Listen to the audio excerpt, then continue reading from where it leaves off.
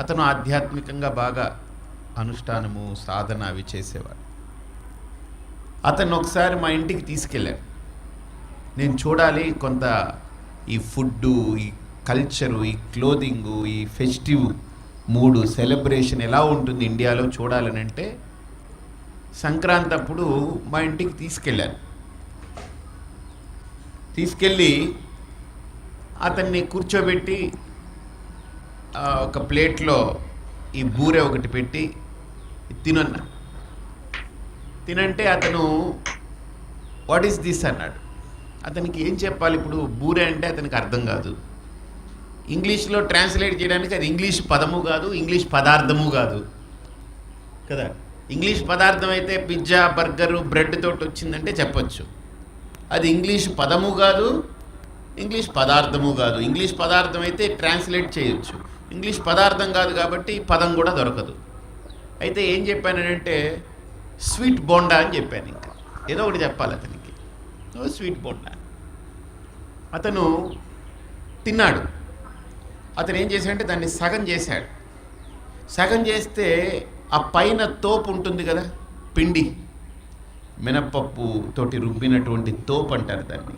ఆ పిండి అలా ఓపెన్ చేయగానే లోపల ఉండ్రంగా ఆ కొబ్బరి, బెల్లము అంతా చక్కగా తయారు చేసినటువంటి ఉండ. వాడు వాట్ ఈస్ దిస్ ఇన్సైడ్ అన్నాడు. అయ్యా ఇదే పూర్ణం అంటాం, ఆ పైదేమో బూరె అంటాము అన్నాడు. తోపు అంటే ఓ ఇట్స్ వెరీ ఇంట్రెస్టింగ్ అన్నాడు. రెండోది అడిగాడు. రెండోది ఇచ్చాను. ఇస్తే దాన్ని ఇటు చూశాడు, అలా చూశాడు, ఇలా చూశాడు. వాడికి అసలు ఏం అర్థం కావట్లేదు. నన్ను చూస్తున్నాడు, దాన్ని చూస్తున్నాడు. So gentlemen, why you are just staring at this sweet bonda అని అడిగాను. ఎందుకయ్యా బూరిని అంతలాగా దీర్ఘంగా చూస్తున్నావనంటే అతను అన్నాడు,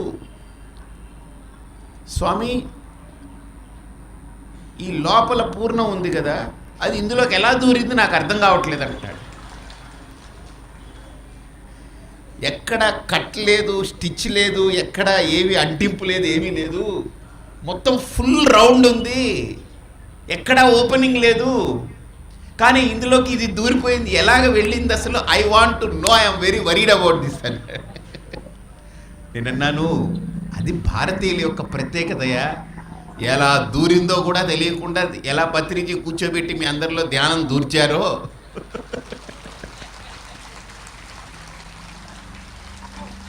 గట్టిగా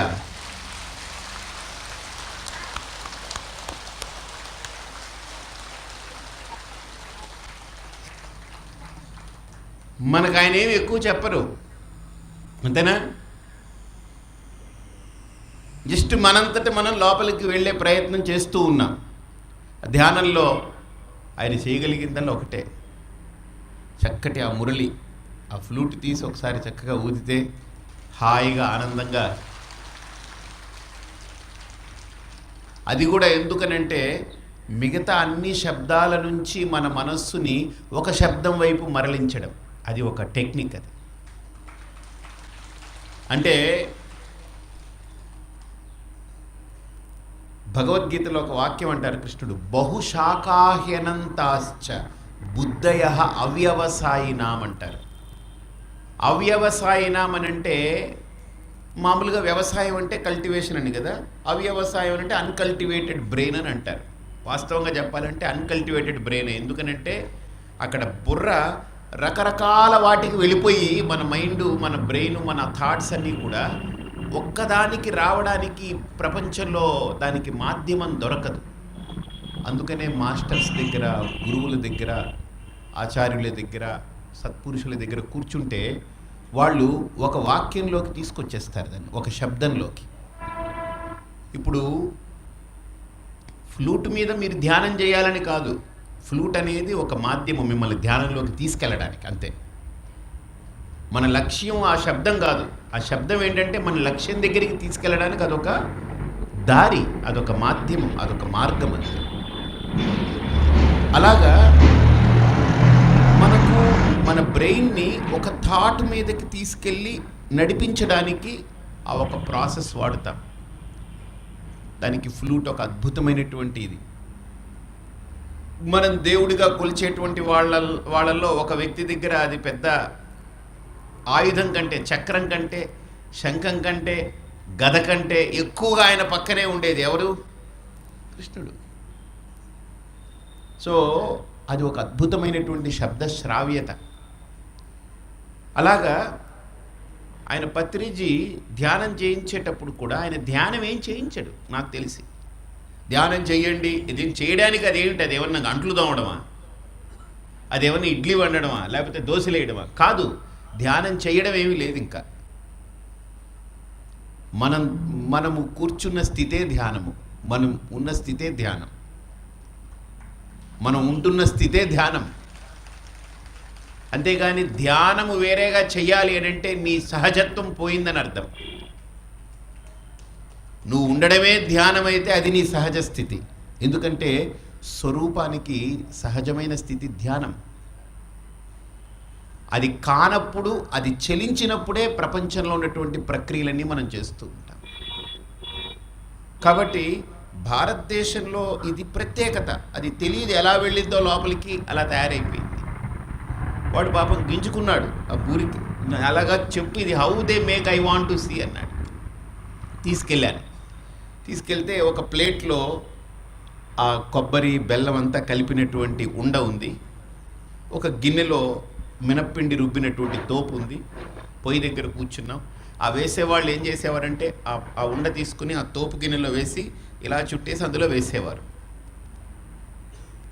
సో వీడికి తర్వాత అర్థమైందనమాట, ఓహో పైన ఉన్నది స్కిన్ అన్నమాట, చర్మం, లోపల ఉండేది మర్మం.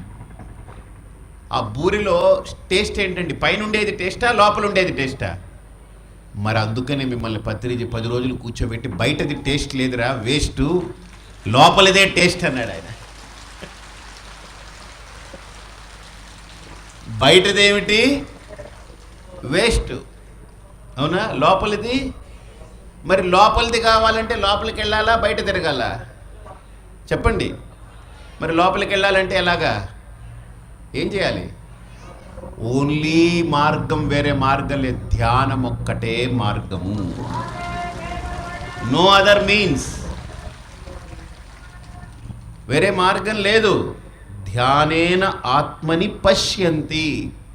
ఇంకా రెండో మార్గం నువ్వు అడిగితే నీకు బుర్రలేదని అర్థం. అంతే. ఏమిటి ధ్యానం కాదండి ఇంకోటి ఏదన్నా చెప్పండి అని అంటే ఇంకోటి ఏమిటి ఇప్పుడు ఒక మాట చెప్తాను, మామూలుగా మాట్లాడుకుందాం. ధ్యానం చేయడంలో ఏమైనా ఖర్చు ఉందా? ఏమైనా శక్తి ఉందా? ఏమైనా మీరు కష్టపడాలా? ఏమీ లేదు కదా. అది సరళమైంది కదా. ఇంకోటి అడిగాడంటే వాడికి ఇంతకంటే సరళమైంది ఏం చెప్పగలమండి వాడికి జీవితంలో? చెప్పండి.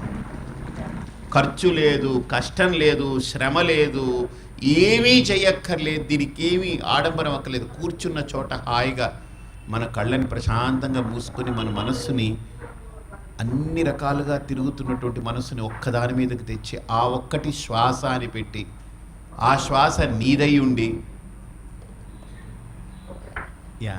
No problem,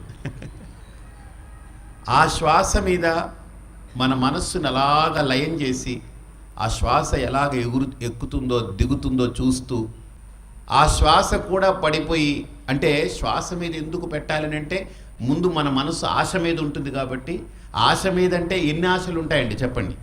లెక్కుందా? అందుకని మన మనస్సు కూడా ముక్కలు ముక్కలు అవుతుంటాయి. ఒక అద్భుతమైన అనుభూతి ఏంటంటే, పడుకున్నాం మనం రాత్రి, మన మనసు అంతా అలా అలా అలా చలించిపోయినటువంటి మనసు అంతా అలా రిజాల్వ్ అవుతుంది. బాగా గమనించండి. రిజాల్వ్ అయిపోయి ఒక్కటైపోతుంది మనసు. ఆ ఒక్కటి ఆనందంగా ఉంటుంది నిద్రలో, ఏమీ ఉండదు. ఏమనుందా ప్రపంచం, అది ఇది, పెళ్ళం, మొగుడు, ఏమి ఉండదు ఇంకా అసలు. అది ఏది గుర్తుకు రాదు. మళ్ళీ ఉదయం నిద్ర లేచాము అని అంటే అర్థం ఏంటనంటే, మొట్టమొదట మనస్సు నేను అనేదానికి కొద్దిగిచ్చుకుంటుంది. ఇంకా తర్వాత పక్కన చూస్తాడు, నా పెళ్ళాం, దానికి కొద్దిగిస్తుంది. ఆ తర్వాత ఇలా చూస్తాడు, కొడుకుంటాడు, దానికి కొద్దిగిస్తుంది. కూతురు, దానికి కొద్దిగిస్తుంది. నా ఉద్యోగం, దానికి కొద్దిగిస్తుంది. ఆ ఉద్యోగంలో నాకు గిట్టని వాడు, వాడికి కొద్దిగిస్తుంది. ఉద్యోగంలో నాకు బాగా నచ్చిన వాడికి కొద్దిగా ఇస్తుంది. నా బ్యాంక్ బ్యాలెన్స్ కొద్దిగా, అంటే నేను నాది అనే వాటికి మన మనసు ఉదయం మేలుకున్నప్పటి నుంచి ముక్క ముక్క ముక్క అయిపోయి అన్నిటికీ డిస్ట్రిబ్యూట్ అయిపోయి ఈవినింగ్ వరకు దాన్ని అన్నిటిని డీల్ చేస్తూ రాత్రి అయ్యేటప్పటికి మళ్ళీ మంచం మీదకి వస్తాం కదా, ఇలా దుప్పటి కప్పుకోగానే అన్నీ అలా లోపలికి వెళ్ళిపోయి ముక్కలంతా కలిపి ఒకటైపోయి ఆ ఒక్కటైన మనసు అలా హాయిగా సేద తీరుతూ ఉంటుంది. మళ్ళీ ఉదయం లేవగానే అన్ని ముక్కలయ్యి అన్ని రకాలుగా పనులు జరుగుతూ ఉంటాయి. కాబట్టి ఆశ అని అంటే రకరకాల ముక్కలుగా ఉన్నది. ఒక ఆశ కాదుగా, మనిషికి ఎన్నో ఉంటాయి. ఆశ అనేది 2 అక్షరాలే కానీ దుంపదగా, అది పట్టిందంటే మనిషిని 2 జన్మలైన మనిషిని పట్టి పిండి పిప్పి చేస్తూ ఉంటుంది. నిజం అది. ఎన్నో రకాలు. ఇప్పుడు అన్ని రకాలుగా ఉన్నటువంటి మన మనస్సుని మెల్లగా తీసుకుని శ్వాస మీదకు తీసుకురావడంలో ఏమిటి తాత్పర్యం అని అంటే ఆయన ఇచ్చింది. ధ్యానం అంటే, చెప్పండి గట్టిగా, ధ్యానం అంటే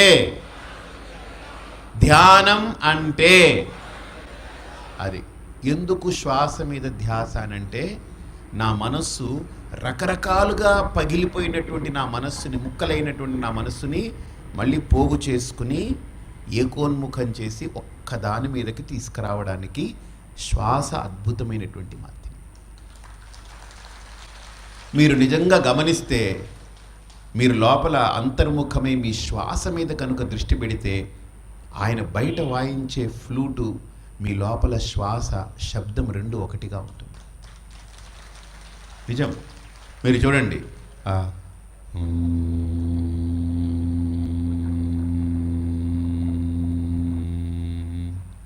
ఆ ఫ్లూట్లో, ఆ మందరంలో కనుక ఆ ఆలాప్ మనం చూస్తే మన లోపల కూడా శ్వాస అలాగనే ఉంటుంది.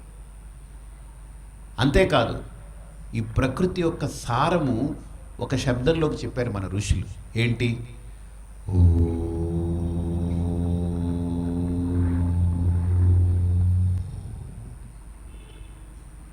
మన లోపల కూడా శ్వాస అదే శబ్దం చేస్తూ ఉంటుంది లోపల. అందుకనే ఆ శబ్దము, ఆ శ్వాస మన మనసు అలాగా లయమైపోయినప్పుడు కొంతసేపటికి ఆ శ్వాస కూడా పక్కకు పోతుంది, ఆ శబ్దం కూడా పక్కకు పోతుంది. నిశ్శబ్దో బ్రహ్మ ఉచ్యతే. ఆ నిశ్శబ్దంలోకి వెళ్ళిపోతాం మనం. అసలు బయట ఏది జరగనివ్వండి, మనకేం వినిపించదు. ఇంకా ఎలాగైతే కళ్ళు మూస్తే బయట ఏమున్నా కనపడదో, చెవులకు కూడా మనం మూత ముయ్యక్కర్లేదు, ఇక్కడ ఏం పెట్టక్కర్లేదు లోపల.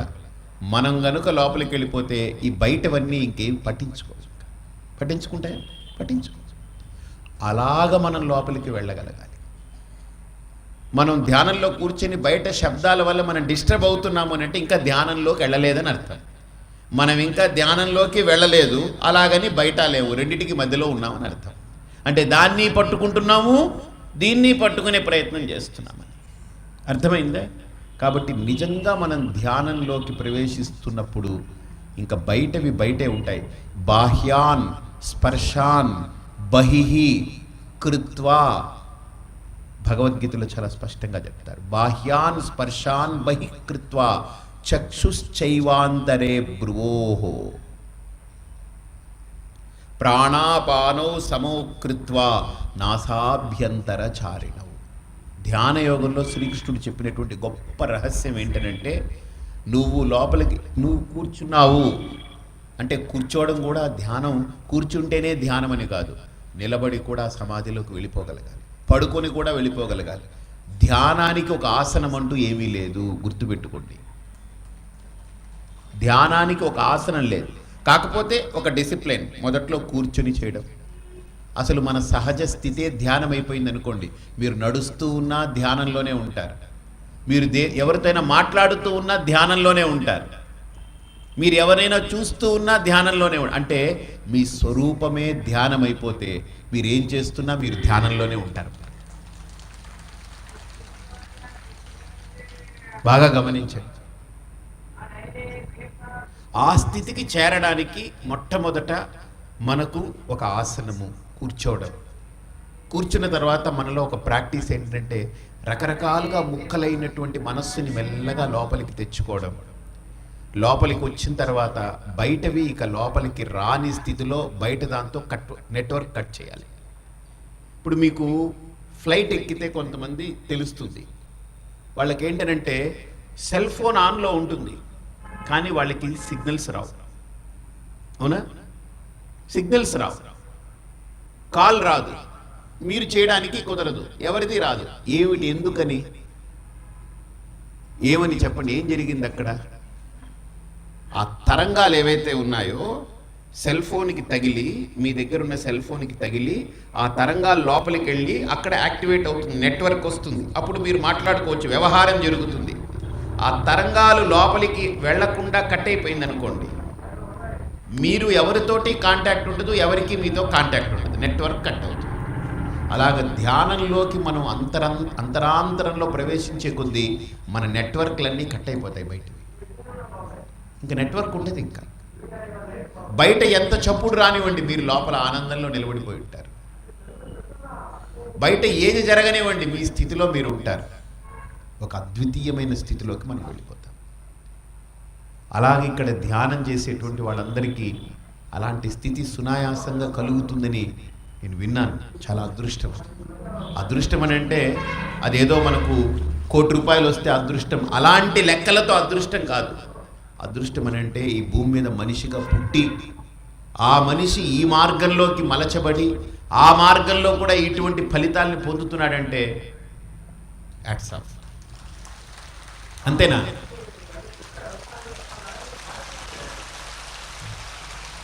రైట్. కాబట్టి మన మనస్సుని లోపలికి మనం మరల్చే కొద్ది మనస్సు ఏమైపోతుంది తెలుసా? ఒకటి అవ్వడం మొదలవుతుంటుంది. మనస్సు బయటికి వెళ్ళే కొద్దీ ముక్కలు అవ్వడం మొదలవుతుంటుంది. ఎన్ని ముక్కలైతే అంత బయటికి వెళ్ళినట్టు. ఎంత బయటికి వెళ్ళాలంటే అన్ని ముక్కలు చేసుకోవాలి, గుర్తుపెట్టుకోండి. ఇప్పుడు నేను కళ్ళు తెరిచాను, నా భార్య ఉందనుకోండి, నా మనసులో మొగుడు పుట్టాడా లేదా? దాని మొగుడు ఎవరు? ఇప్పుడు నా పెళ్ళం ఉంది ఎదురుకుండా, ఇప్పుడు దాని మొగుడు ఎవరు? నేనే. కాబట్టి నా మనసు ఏమైంది? నా మనసులో మొగుడు పుట్టాడా లేదా? నేనుగా ఉండే స్థితి నుంచి ఇప్పుడు నేను మొగుడుగా మారాను. ఇప్పుడు నాన్న అనుకుంటూ కొడుకు వచ్చాడు అనుకోండి, ఇప్పుడు ఎవడు పుడతాడు లోపల? కొడుక, తండ్రి. పెళ్ళం ఉంది, లోపల మొగుడు, బయట కొడుకు వచ్చాడు, లోపల తండ్రి. అంటే ఎన్ని ముక్కలయ్యాయి? ఇప్పుడు 2 ముక్కలైపోయాయి. నేనుగా ఉండే ఒక్క స్థితి నుండి 2వ ముక్క, 3వ ముక్క, ఆ తర్వాత మా అమ్మ వస్తుంది, ఏవిరా ఇంకా నువ్వు చెప్పింది చేయలేదా అని ఆవిడ వచ్చింది అనుకో, లోపల ఎవడు పుట్టాడు? కొడుకు పుట్టాడు, 3వ ముక్క. ఇలా నేను ఎంత బయటకి వెళ్ళే కొద్దీ అన్ని ముక్కలు మనసు అవుతూ ఉంటాయి. అవ్వాలి, అయితేనే వ్యవహారము, అవ్వకపోతే వ్యవహారం జరగదు. అంతేనా కాదా? ఒకవేళ నా పెళ్ళం వచ్చినా నేను కదలిక లేకుండా నేనుగానే ఉండిపోయాను అనుకోండి, మొగుడు లోపల పుట్టలేదనుకోండి, పట్టించుకోండి నా పెళ్ళాన్ని. ఎవరు వచ్చినా నేను లోపల నాలో ఆ ముక్క అవ్వలేదనుకోండి, నాలో నుంచి ఆ స్ప్లిట్ రాలేదనుకోండి, వ్యవహారం ఉండదు బయట. కాబట్టి బయటికి వెళ్ళాలంటే నా మనస్సుని ముక్కలు చేసుకుంటూ పోవాలి. లోపలికి వెళ్ళాలంటే అన్ని ముక్కలు కలుపుకుని ఒకటిగా అయిపోతూ ఉండాలి. ఆ ఏకత్వానికి తీసుకెళ్ళడానికి ధ్యానమే మార్గం. అంతే. ఓకే. ఆఖరికి మీరు వెళ్ళేటప్పుడు స్వామీజీ పాప వచ్చి అడిగి కొట్టించుకున్నారు లేండి అని అనుకుని. కాబట్టి ధ్యానంలో ఆ ఏకత్వం ఏదైతే మనం పొందుతూ పోతుంటామో పూర్ణత్వం అంటారు. ఏకత్వం అంటే ఒకటని కాదు, గుర్తుపెట్టుకోండి. నా చుట్టూతా నా పెళ్ళాము, నా కొడుకు, నా తల్లి, నా తండ్రి, మా నాన్న అందరూ ఉంటే నాకు సెక్యూరిటీ అనుకుంటాం. వీళ్ళందరూ నాకు కూడా ఉంటే ఒక భద్రత అనుకుంటాం. కానీ గుర్తుపెట్టుకోండి, అసలైన భద్రత, అసలైన సెక్యూరిటీ ఎక్కడ తెలుసా? నాలో నేను ఆనందంగా ఉన్నప్పుడే నాకు నిజమైన సెక్యూరిటీ. నాకు మంచి నిద్రపోతున్నానండి, నిద్ర పడుతుంది, అప్పుడు పెళ్ళాలు లేపి కూర్చోబెట్టి, ఏమండి మన ఇద్దరు ముచ్చట్లు చెప్పుకుంటా, పడుకోవే బాబు, ఏంటి ఇప్పుడు నేను ముచ్చట్లు ఏంటంట. అప్పుడు కొడుకు వచ్చి, నాన్న మొన్న నువ్వు ఆ మాట చెప్పావు కదా నాన్న, నాకు అది చెప్పు నాన్న అంటే, పడగా నోరు మూసుకు పడుకోనంట. మరి వీళ్ళందరూ సెక్యూరిటీ కదా, నువ్వు ఎందుకు నిద్రపోవాలి? వాళ్ళతో కూర్చొని మాట్లాడొచ్చు కదా. నో, నేను నిద్రలోకి వెళ్ళాలనుకున్నప్పుడు వాళ్ళంతా బరువు అవుతారు నాకు, వాళ్ళు డిస్టర్బ్ చేయకూడదు. మరి నిద్రలో ఏముందయ్యా? నేనే ఉన్నాను నిద్రలో, ఇంకేం లేవు. నీ పెళ్ళాం? అబ్బే లేదు, నా పెళ్ళాం ఉంటే నిద్ర ఎక్కడ పడుతుంది? లేదు, నా మొగుడు ఉంటే నిద్ర ఎక్కడ పడుతుంది? నా కొడుకుంటే నిద్ర ఎక్కడ పడుతుంది? కాబట్టి నిద్రలో ఎవ్వరూ లేరు కాబట్టి నేను హాయిగా ఉన్నాను. మేలుకున్న తర్వాత అందరూ ఉన్నారు కానీ నాకు హాయి అనిపించట్లేదు. ఏదో నన్ను వెంటాడుతుంది, ఏదో ఒక వెలితి నన్ను వెంపర్లాడుతుంది, నేను వెంపర్లాడేలా చేస్తుంది, నేను తటపటాయించేలా చేస్తుంది. కాబట్టి మేలుకున్నప్పుడు నాకు సెక్యూరిటీ ఉందా? అందరితో ఉన్నప్పుడు లేదు, ఎవ్వరూ లేకుండా నాలో నేను ఉన్నప్పుడు నేను సెక్యూరిటీగా ఉన్నాను. చెప్పండి, నాలో నేను ఉన్నప్పుడే హాయిగా ఉన్నాను. అంటే నాలో నేను రెండు ఉన్నాయా అక్కడ? ఒకసారి చెప్పండి, చెప్పండి. నాలో నేను అన్నారు కదా, అప్పుడు రెండు ఉన్నట్ట. అలాగనే పూర్ణమదహ పూర్ణమిదం అన్నప్పుడు రెండు పూర్ణాలు లేవు. అది పూర్ణం ఇది పూర్ణం అన్నప్పుడు రెండు పూర్ణాలు లేవు. నాలో నేను అన్నప్పుడు ఒకటే. ఎలాగనో అది పూర్ణం ఇది పూర్ణం అన్నప్పుడు కూడా రెండు ఒకటే నాయన, ఇంక రెండు లేదు అక్కడ. అర్థమైందా? ఇప్పుడు పూర్ణమదహ అది పూర్ణం అన్నారు, పూర్ణం ఇదం అన్నారు. ఇదం అంటే ఇది, అదహ అంటే అది. అది అంటే ఏమిటి? ముందు అది క్వశ్చన్ కావాలి. అదంటే గాడిద, కుక్క ఏమిటండి అది అనంటే? మన ఋషులు ఏమన్నారంటే, మన కంటికి కనిపించేది, మన చెవులకి వినిపించేది ఏదైతే ఈ ప్రకృతి ఉందో దాన్ని ఇది అని అంటాం. నా ఎదురుగుండా మీరున్నారు, ఆయన అండి, ఇదిగో ఇది ఈయనండి అంటాం. నా కంటికి కనబడట్లేదు, మీ కంటికి కనబడట్లేదు. ఇప్పుడు ఎవరో ఒక ఆయన ఉన్నారు, ఎక్కడో వైజాగ్లో ఉన్నారనుకుంటాం, ఆయన అంటాం. అంటే మనకు దూరంగా ఉండేది, రిమోట్గా ఉండేది అది అంటాము. మనకు దగ్గరగా ఉండేదాన్ని, మనకు కనిపించేదాన్ని, మనకు అనిపించేదాన్ని ఇది అని అంటాం. కాబట్టి ప్రపంచం మనకు దగ్గరగా ఉంది, అంతేనా? ఈ భూమి, ఈ గాలి, ఈ వాతావరణం, ఈ అగ్ని, ఇవన్నీ మనకు దగ్గరగా ఉన్నాయి. కాబట్టి ఇది ఇది ఇది అంటాం. కనపడకుండా ఒకటి ఉంది, ఏమిటి? ఈ ఐదు భూతాలని దాటి. అందుకనే పోతన అంటాడు భాగవతంలో అద్భుతమైన శ్లోకం, లోకంబులు లోకేశులు లోకస్తులు తెగిన తుది నలోకంబగు పెంచీకటికిన్ అవ్వలనెవ్వండు నేకాకృతిని వెలుగొందు వాడే పరమాత్మ అంటాడు. అద్భుతం. అసలు ఆ శ్లోకము, దాని మీద రీసెర్చ్ చేస్తే అద్భుతమైనటువంటి సైన్స్, అద్భుతమైనటువంటి విజ్ఞానం అది. లోకంబులు లోకేశులు లోకస్తులు తెగిన తుది నలోకంబగు పెంచీకటికిన్ అవ్వలనెవ్వండు నేకాకృతిని వెలుగొందు అంటాడు. అంటే మనం కళ్ళు తెరిచాము, ఇవన్నీ కనిపిస్తున్నాయి. కళ్ళు మూసాం, ఏం కనపడట్లేదు. అంటే తెరిస్తే కనపడుతుంది, మూస్తే ఏం కనపడట్లేదు. సరే, ఇప్పుడు తెరిచి చాలా చూసాం, మూసుకొని కొన్ని చూస్తాం. ఆ మూసుకున్నప్పుడు లోపల ఏమిటుందయ్యా అనంటే అన్నీ తెగిపోయింది కదా. లోకంబులు లోకేశులు లోకస్తులు అన్నీ తెగిపోయాయి. ఇప్పుడేంటి? అలోకం. ఏమిటో లోపల ఏమీ అర్థం కావట్లేదు. అలోకం ఏమిటో ఏం అనిపించట్లేదు, ఏమీ తెలియట్లేదు. మరి ఎలా ఉందయ్యా అక్కడంటే చీకటిగా ఉంది. బాగా గమనించండి, ధ్యానంలో మనకు కూడా కలిగే మొట్టమొదటి అనుభవాలు ఇవి.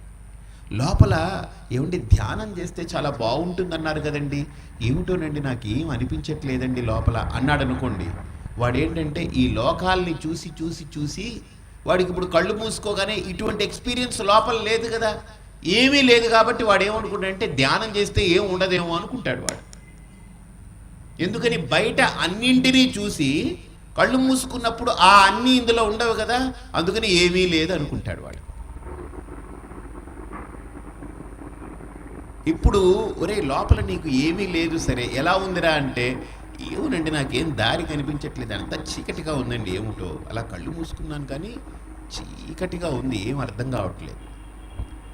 సరే కొంతసేపు ధ్యానం చేయరా, చీకటి మీదనే ధ్యానం చేయని చెప్పండి వాడికి. చీకటి మీదనే అపోహలు పెట్టుకోవద్దు. ఏది ఉన్నది ఉన్నట్టుగా మనం చూస్తూ పోతుంటే అవన్నీ పక్కకు పోతూ ఉంటాయి. దాని మీద మనం మళ్ళీ సూపర్ ఇంపోజ్ చేయకూడదు. ఆ చీకట్లో ఒక లైట్ ఇచ్చి అబ్బా లైట్ ధ్యాన మెడిటేషన్ అంటే ఒక లైట్ అనకూడదు. గుర్తుపెట్టుకోండి. ఒక చిన్న ఎగ్జాంపుల్ చెప్తాను.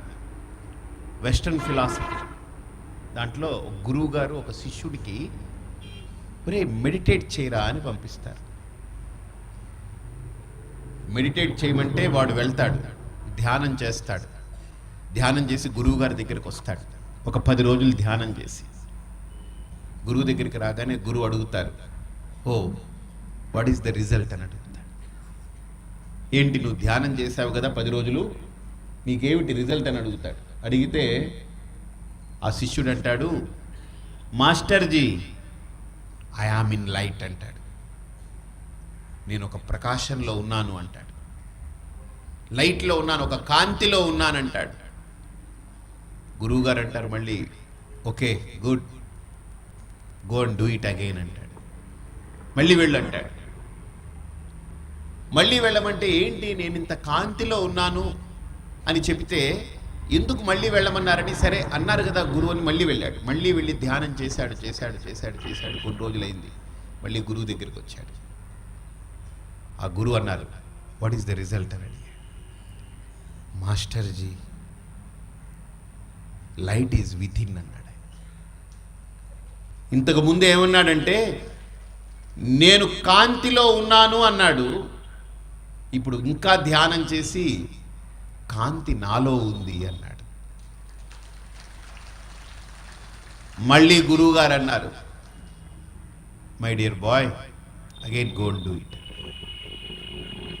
మళ్ళీ ఇతను గురువు మీద నమ్మకం పెట్టుకున్నాడు. ఇంకేదో ఉంది, అందుకనే గురువు మళ్ళీ వెళ్ళంటున్నాడు.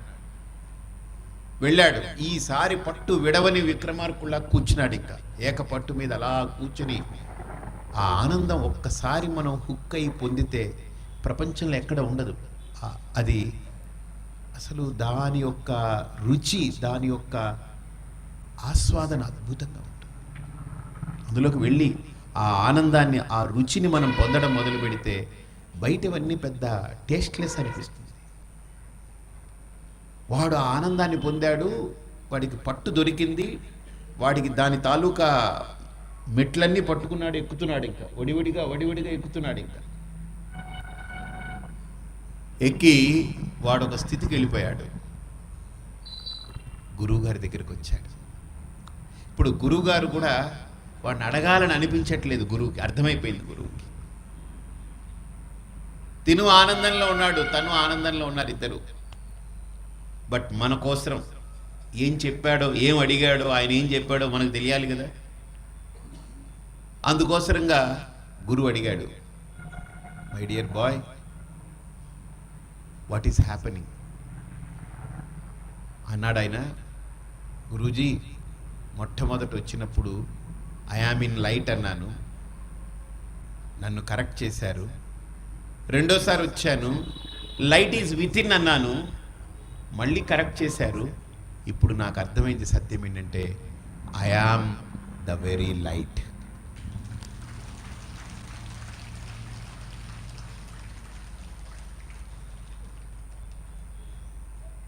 ఆ కాంతి ఎవరో కాదు, నేనే అన్నాడు. నాలో ఉన్న కాంతి ఈ సమస్త విశ్వానికి ప్రకాశాన్ని ఇస్తూ ఉంది. పూర్ణమదః పూర్ణమిదం, ఇందులో ఉండేది ఆ పూర్ణమైనటువంటిదే. ఎక్కడ వెతికినా ఉండేది ఆ పూర్ణమైనటువంటిదే. పూర్ణాత్ పూర్ణముదచ్యతే. బాగా గమనించండి. బంగారం నుండి నాకు 1 తులం బంగారం ఇచ్చారు మీరు, లేకపోతే ఒక 10 గ్రాములు బంగారం ఇచ్చారు.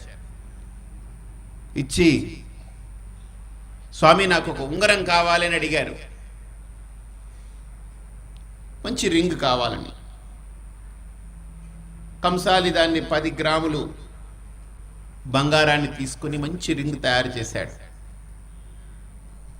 బంగారు ఉంగరం తయారైంది. ఇప్పుడు మీరు వేసుకున్నారు. అంతకుముందు బంగారు 10 గ్రాములు ఇచ్చారు. ఇప్పుడు మళ్ళీ ఆ కంసాలను అడిగారు, ఏమయ్యా నువ్వు ఉంగరం ఇచ్చావు, నేను ఇచ్చిన 10 గ్రాములు బంగారు ఇవ్వు అని అడిగారు. ఏమంటాడు అతను? ఏమంటాడు? అదే ఇది, అవునా? అదే ఇది ఎలా అవుతుందయా? అదేమో బంగారం, ముడి సరుకు, ఇదేమో ప్రోడక్ట్, ఇది తయారైంది, ఇది ఒక వస్తువు, ఇది అది ఎలా అవుతుందని అంటే, పిచ్చోడా ఇది జస్ట్ నామరూపాలు నేను తగిలించానురా, నీ సైజ్ తీసి దాని అలా తగిలించాను. దీనికి ఒక పేరు, రింగ్ అని ఒక పేరు, దానికి ఒక రూపం, నీ చేతికి సరిపడా నువ్వు కోరుకున్నట్టు ఒక రూపం, ఒక పేరు, రింగ్ అని ఒక పేరు, దానికి ఒక రూపం. ఇది రెండు ఉరికినే నేను తగిలించింది, కల్పన. కానీ ఆ 10 గ్రాములు బంగారమే నీ చేతిలో వేసుకుంది. అవునా? ఎస్.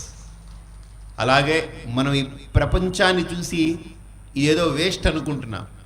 ఒక్కసారి కనుక ఈ ప్రపంచము దానిదే, అదే ఈ ప్రపంచంగా కనపడుతుంది.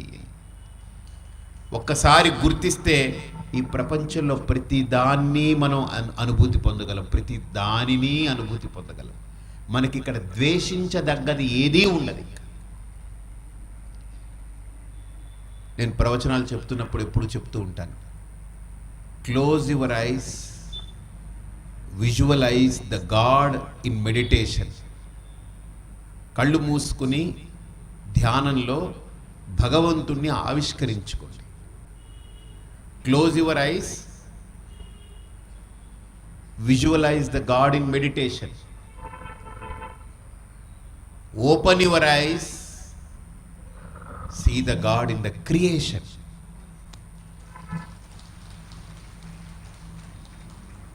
అంటే క్లోజ్ చేస్తే దానికి మెడిటేషన్ అని పేరు, ఓపెన్ చేస్తే దానికి క్రియేషన్ అని పేరు. నువ్వు రెండింటిని ఎంజాయ్ చేస్తే అది రిక్రియేషన్.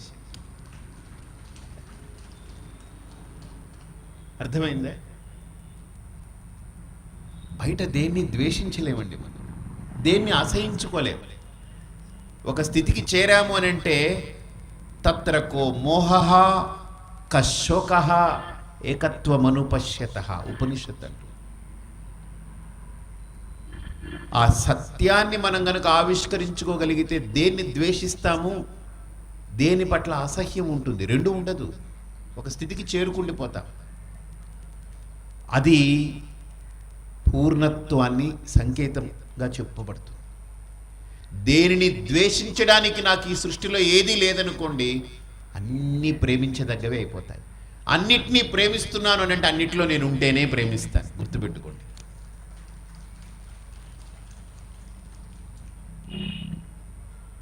నేను నా భార్యని బాగా ప్రేమిస్తానండి అన్నాడు. బాగా గమనించండి, ఉపనిషత్తు ఎంత అద్భుతంగా చెప్తుందనంటే, ఎవడు కూడా భార్యని ప్రేమించడు, తన్ను తాను ప్రేమించుకుంటున్నాడు కాబట్టే భార్యను కూడా ప్రేమిస్తాడు. తన్ను తాను ప్రేమించుకుంటున్నాడు కాబట్టే కొడుకును కూడా ప్రేమిస్తున్నాడు. తన్ను తాను ప్రేమించుకుంటున్నాడు కాబట్టే పెళ్ళాన్నైనా ప్రేమిస్తాడు, మొగుడినైనా ప్రేమిస్తారు, దేన్నైనా ప్రేమిస్తారు. తనను తానే ప్రేమించుకోలేదనుకోండి, అసలు వాడికి ప్రేమ అనే విలువే తెలియదు అని అర్థం. అంతే కదా? ప్రేమ అంటే ఎలా తెలుస్తుంది? వాడిని ప్రేమించుకునే దాన్ని బట్టే ప్రేమ అనే విలువ తెలుస్తుంది. అంతేనా కాదా? నాకు బాధ అనేది తెలియాలనుకోండి, నాకు బాధ కలిగితేనే బాధకి అసలైన విలువ నాకు తెలుస్తుంది. ఇప్పుడు నాకు జీవితంలో ఎప్పుడు కడుపు నొప్పి రాలేదు. ఒకడు కడుపు నొప్పి అంటుంటే, అవునా కడుపు నొప్పి, దానికి ఎందుకురా ఇంత ఎందుకురా బాధపడుతున్నాను అన్నాడు అనుకోండి, మీ అమ్మ కడుపు మాడి ఇదేంట్రా, నాకు కడుపు నొప్పి నేను నులి తిరిగిపోతుంటే నువ్వు ఇంతెందుకు బాధపడుతున్నావు అంటే, నీకు ఎప్పుడు కడుపు నొప్పి రాలేదా అని అంటే రాలేదని అనుకో, అప్పుడు ఒక గుద్దాడు అనుకోండి, ఇప్పుడు ఎలా ఉందని అడగాలి. కాబట్టి గుర్తుపెట్టుకోండి, బాధ అయినా ప్రేమైనా నాకు కలిగితేనే దానికి విలువ. నాకు కలగకపోతే అది జస్ట్ బయట ఒక ఏదో ఒక అవునా అదేదో వాడికి మొత్తం డబ్బంతా పోయిందండి, వాడు బికారుడు అయిపోయాడు అన్నాడు అనుకోండి, అసలు వీడికి డబ్బు అంటేనే తెలియదు ఇంతవరకు, అసలు వాడికి కరెన్సీ తెలియదు, బ్లాంక్గా ఉన్నాడు. ఓ డబ్బు పోయిందే, వాడు బాధపడుతున్నాడా? డబ్బు పోతే ఎందుకు బాధపడాలి అని అంటాడు. డబ్బు పోతే మరి ఏం చేయాలని అంటే సెలబ్రేట్ చేయాలి. ఏముంది, పోయింది, ఆ బరువు పోయింది కదా. ఓహో, అది వీడికి ఏం తెలియదు. కాబట్టి నాకు ఏదైనా తెలిస్తేనే దాని విలువ, గుర్తుపెట్టుకోండి. తెలియకపోతే దాని విలువ నాకు లేదు. అసలు దాని గురించి నాకు అవగాహనే ఉండదు, జ్ఞానమే ఉండదు, దాని పట్ల నాకు ఆలోచనే కలగదు. కాబట్టి మనము లోపల మనం అంతరాంతరంలో మనం ప్రవేశిస్తున్నప్పుడు మనల్ని ఎంత ప్రేమించుకుంటామో, ఎంత మనకు ప్రేమ అనే విలువ పెరుగుతుందో మీరు ఒకసారి చూడొచ్చు. బయట శరీరాన్ని ప్రేమించడం కాదు. చాలామంది తమ శరీరాన్ని బాగా ప్రేమించుకుంటారు. ఎర్రగా ఉండాలని ఎన్ని చేయిస్తారో, తెల్లగా ఉండాలి చర్మం, తెల్లగా ఉండాలనుకుంటారు. కానీ మనిషి విచిత్రం, వాళ్ళ జుత్తు మాత్రం తెల్లగా ఉండాలనుకోరు, నల్లగా ఉండాలనుకుంటారు. ఏమిటండి, అది కూడా తెల్లగా అయిపోతే అబ్బే, అది కుదరదండి బాబు. అది నల్లగా అవ్వడానికి రకరకాల పదార్థాలు ఉపయోగిస్తారు, చర్మం తెల్లగా అవ్వడానికి రకరకాల పదార్థాలు. ఇంకా మనిషికి ఇంక ఏమిటి చెప్పండి. కానీ భగవంతుడి అనుగ్రహంతో ఇది తెల్లగాను అది నల్లగాను అవుతూ ఉంటుంటుంది.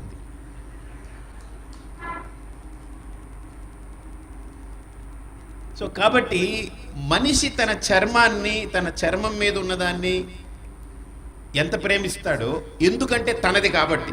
అంతేనా కదా, తనది కాబట్టి. ఇప్పుడు చర్మాన్ని ప్రేమించే మనిషి తప్పు అనని నేను, ఆ ప్రేమని కొద్దిగా ట్రాన్స్ఫర్ చేస్తాం. మర్మాన్ని ప్రేమించడం మొదలు పెట్టాడు అనుకోండి, ఇంకా వాడికి సెలబ్రేషన్, నిజమైన ఫెస్టివల్, నిజమైన పండగ, నిజమైన పండగ అది. చర్మాన్ని నువ్వు ఎంత ప్రేమిస్తున్నావో ఆ ప్రేమని నువ్వు తీసేయకు. ఎందుకంటే ప్రేమ అనే వాల్యూ ఉంది కదా, ప్రేమ ఈజ్ ఏ వాల్యూ, గుర్తుపెట్టుకోండి. నీ చర్మాన్ని నువ్వు ఎంత ప్రేమిస్తున్నావో ఆ ప్రేమని నువ్వు ద్వేషించకు. వీడి ఊరికినే వాడి చర్మం అంటే చాలా ఇది, వాడికి శరీరం అంటే చాలా ఇది అనకండి, తిట్టకండి. అదొక వాల్యూ వాడిలో ఆల్రెడీ ఎస్టాబ్లిష్ అయింది. ఆ వాల్యూని ట్రాన్స్ఫర్ చేయండి, లోపలికి తీసుకెళ్ళండి. వాడిని లోపలికి వెళ్ళి ఆ లోపల వాడి యొక్క ఆనందాన్ని ఆస్వాదించడం మొదలు పెడితే, వాడిని వాడు ప్రేమించడం మొదలు పెట్టాడంటే ఫినిష్. ఒక అద్భుతమైనటువంటి శక్తిలోకి వాడు ప్రవేశించినట్టే, మహాశక్తిలోకి వాడు ప్రవేశించినట్టే. కాబట్టి ధ్యానము అనేటువంటి ఒక ప్రక్రియ మనిషిని తనలోకి తీసుకెళ్ళడానికి ఒక అద్భుతమైనటువంటి మాధ్యమం, తనలోకి నడిపించడానికి, తన వాస్తవికతను ఆవిష్కరించడానికి ఏకైక మార్గం. అద్భుతమని కాదు, ఏకైక మార్గం, ఇంకా వేరే మార్గం లేదు. నాణ్య పంథ అయనాయ విద్యతే. ఇది వాస్తవం, ఇది నేను కాదు, ఎవ్వరు శాస్త్రం అధ్యయనం చేసిన వాళ్ళైనా ఇదే చెప్పాలి, ఇదే చెప్తారు కూడా. ధ్యానమే దానికి మార్గం. ఏమండి మరి జ్ఞానం అంటారు కదా, బాగా గమనించండి. ధ్యానానికి జ్ఞానానికి ఏమీ తేడా లేదు, ఒకటే తేడా. జ్ఞానం అనంటే మనకు బయట ఎవరో ఒక గురువు ఉండి బోధిస్తారు, లేదా ఏదో పుస్తకం చదువుతాము, ఆయన దాన్ని వ్యాఖ్యానం చేస్తారు అని అంటాం కదా, అది కూడా జ్ఞానమే. కానీ అది ఎలాంటి జ్ఞానము అనంటే, దానికి శంకరాచార్యుల వారు ఒక అద్భుతమైనటువంటి వ్యాఖ్యానం చెప్తారు. ఏంటనంటారంటే, ఒక వంట వండాలి. మనం వంట వండాలి అన్నప్పుడు కర్రపుల్లలన్నీ పెట్టి, పెడకలు పెట్టి, పూర్వం రోజుల్లో దాని మీద పొయ్యి పెట్టి ఒక చిన్న గుడ్డకి నూనె అంటించి దాన్ని వెలిగించి దాన్ని అందులో పెడతాం. మనం అగ్గిపుల్ల గీసి దాన్ని పెడతాం. ఈ అగ్గిపుల్ల అనేటువంటిది గీయడం అనేటువంటిది, ఈ అగ్గిపుల్లతో మొత్తం వంట అయిపోతుందా చెప్పండి? అవ్వదు. కానీ అగ్గిపుల్ల గీయకపోతే వంట మొదలవుతుందా? మొదలవ్వదు. మొత్తం వంటకి అగ్గిపుల్ల కారణం కాదు, కానీ అగ్గిపుల్ల గీయకపోతే వంటే మొదలవ్వదు. ఇప్పుడు ఆ గీసిన అగ్గిపుల్లతోటి ఏం చేస్తాం మనం? ఆ పొయ్యిలో పేర్చినటువంటి పిడకలు, కర్రలు ఇవన్నీ వెలిగిస్తాం. అవి అంటుకున్న తర్వాత అగ్గిపుల్ల నేను పట్టుకొని ఉంటామా? దాన్ని అందులో పడేస్తా. అలాగే బయట కూడా గురువుగా మనకేదైనా ఒక సూచన ఇచ్చినా, ఒక మార్గదర్శనం చేసినా, ఇగో ఇలాంటి ఏర్పాట్లు చేసినా ఇదంతా జ్ఞానం. గుర్తుపెట్టుకోండి, ఇది ఒక జ్ఞానమే. కానీ అది ఎలాంటిది అంటే గీసిన అగ్గిపుల్ల లాంటిది. అంటే నువ్వు ప్రారంభించడానికి నీకు ఒక ఆసరా. ఇప్పుడు లోపల అంటుకుందనుకోండి, ఆ అగ్గిపుల్ల కూడా లోపల పడిపోవాలి. అది కూడా ఉండకూడదు ఇంకా. అంటే నా లోపల నిజబోధ జరిగితే, నిజబోధ అంటే ఎ ట్రూ అండర్స్టాండింగ్, అవేకనింగ్. బోధ అంటే అవేకనింగ్. లోపల కనుక అవేకనింగ్ మొదలైందనంటే, if the true awakening happens inside, then external teachings are futile. ఇంకా అక్కర్లేదు. You don't require any more teachings from outside. వద్దని కాదు, లోపల అవేకనింగ్ అయింది. ఇప్పుడు బాగా మండుకుంటుంది, గిన్నెలో అన్నం ఉడుకుతుంది. ఇప్పుడు మళ్ళీ అగ్గిపుల్ల గీయాలా మీరు? ఎందుకు? అగ్గిపుల్ల కంటే అద్భుతమైన మంట అక్కడ వచ్చేసింది కదా. అది ఒక పుల్ల గీశారు, అంటుకోలేదు. మరో పుల్ల గీశారు, అంటుకోలేదు. అది అంటుకునేదాకైతే గీయాలి, తప్పదు. అది గీయించుకునేవాడిని బట్టి ఉంటుంది, గీసేవాడిని బట్టి ఉంటుంది. గీసేవాడు ఎన్ని గీయాలో తెలీదు, గీయించుకునేవాడు ఎంత గీయించుకోవాలో తెలీదు. ఇది చాలామంది ఉంటారు బయట సమాజంలో. ఈ ఇద్దరు, ఈ గీసేవాడు గీస్తూనే ఉంటాడు, గీయించుకునేవాడు గీయించుకుంటూనే ఉంటాడు. ఏం రాదు, ఆఖరికి పెట్టి ఖాళీ అవుతుంది తప్ప వీడికి పొట్టలో ఏమీ నిండదు. ఒక్క అగ్గిపుల్లతో అంటుకుందనుకోండి, ఆ గొప్పతనం అగ్గిపుల్లదా లేకపోతే అంటించుకున్నదందా? అగ్గిపుల్లది గొప్ప. గురువు గొప్పోడని చెప్పకండి. గొప్పవాడు ఉంటేనే గురువు అవుతాడు, లేకపోతే ఊరినే దెబ్బ గురువు అవుతుందా? ఒక పెంట కుప్పకు తీసుకొచ్చి ఇది గురువు అని అంటే అవుతుందా? అవ్వదు. గొప్పతనం ఉంటేనే గురువు. కాబట్టి అగ్గిపుల్ల గొప్పది. No, you don't need to say మా గురువు గారు గొప్ప. No need. మంత్రమే చెప్పింది, గురుర్ బ్రహ్మ గురుర్ విష్ణు గురుర్దేవో మహేశ్వర. ఇన్ని చెప్పి ఆఖరికి అప్ప ఏమిటి, ఏం చెప్తామే? గురు సాక్షాత్ పరబ్రహ్మ తస్మై శ్రీ గురువే నమః. ఇంతకంటే ఎవరు పొగడక్కర్లేదు.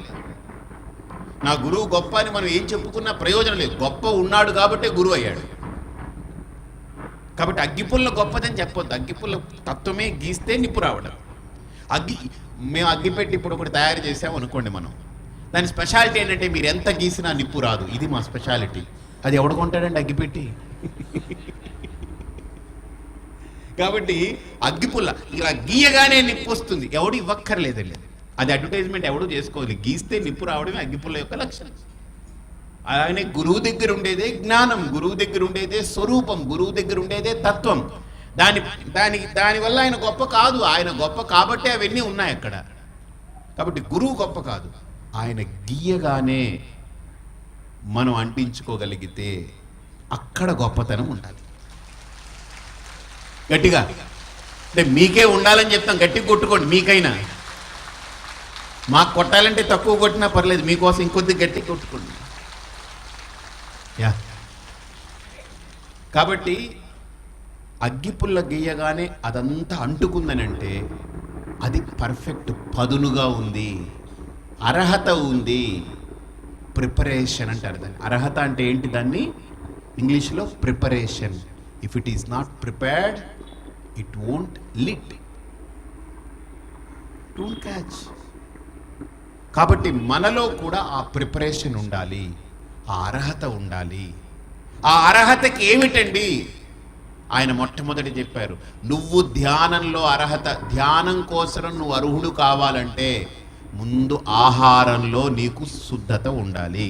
శాకాహారం నీకు అర్హత. That's it, finish. ఏమండి ఇంత మెల్లగా? అంటే మీకు ఇష్టం లేకనా ఏంటి?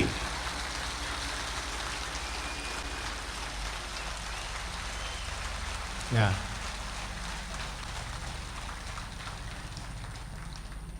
అందుకే నేను సాధకులకి మూడే చెప్తాను.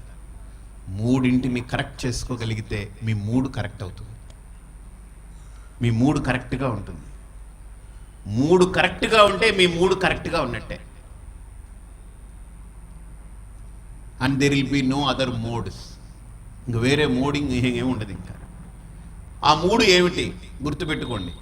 మొట్టమొదటిది ఆహారము. ఫస్ట్ థింగ్ సాధకుడికి కావాల్సింది ఏంటి?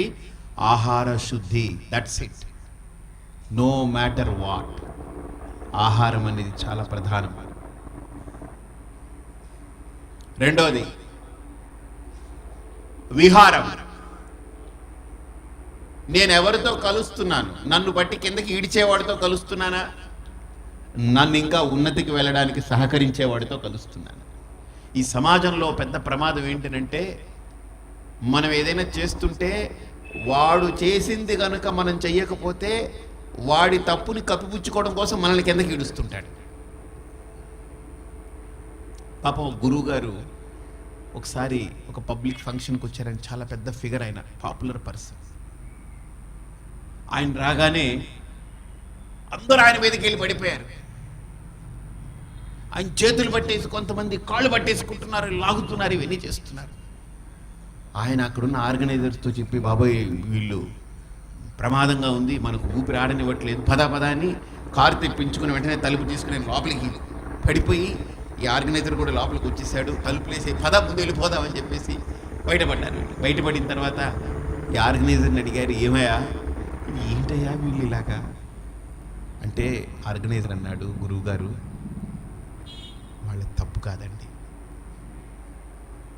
తప్పు కాదంటే ఏంటయ్యా? నన్ను బట్టి పీకేస్తుంటే కింద పడిపోతాను కదా నేను. అదేనండి, మీరు పడిపోయినా కూడా వాళ్ళ తప్పు కాదంటానండి నేను. నమ్మకడు, నేను పడిపోయినా కూడా వాళ్ళ తప్పు కాదంటావు ఏమిటా అని అడిగితే, గురువుగారు మీరు ఎంత కష్టపడి ఈ స్థాయికి వచ్చారు, అన్నీ త్యజించి ఆహారము అన్నిటి మీద మీరు ఒక ఇది తీసుకుని ఒక శక్తిని మీరు సంపాదించి ఈ స్థితికి వచ్చారు. మీరు ఊరికినే వచ్చారా? కానీ ఇప్పుడు మాలాంటి వాళ్ళ ఉంటే ఆ స్థితికి రావడం కష్టం. మీరేమో అందనంత స్థితిలో ఉన్నారు, మేమేమో ఆ స్థితిలో ఉన్నాం. ఇప్పుడు మేము మిమ్మల్ని కలుసుకోవాలంటే ఏం చేయాలి? మేము ఆ పైకి ఎక్కలేము. కాబట్టి మిమ్మల్ని ఈడ్చేసామనుకోండి కిందకి, మన ఇద్దరం ఒకటే స్థితిలో ఉంటాం కదా. అందుకు మా ప్రయత్నం, అంతకంటే ఏం లేదు.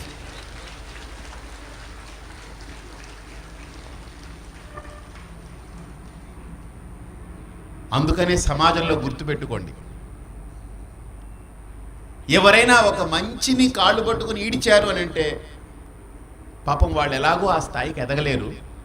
ఆ ఉన్న స్థాయిని కిందకి ఈడ్చేస్తే మనం ఒకటైపోతాం అనే స్థితిలో ఆలోచనలు సాగుతూ ఉంటాయి.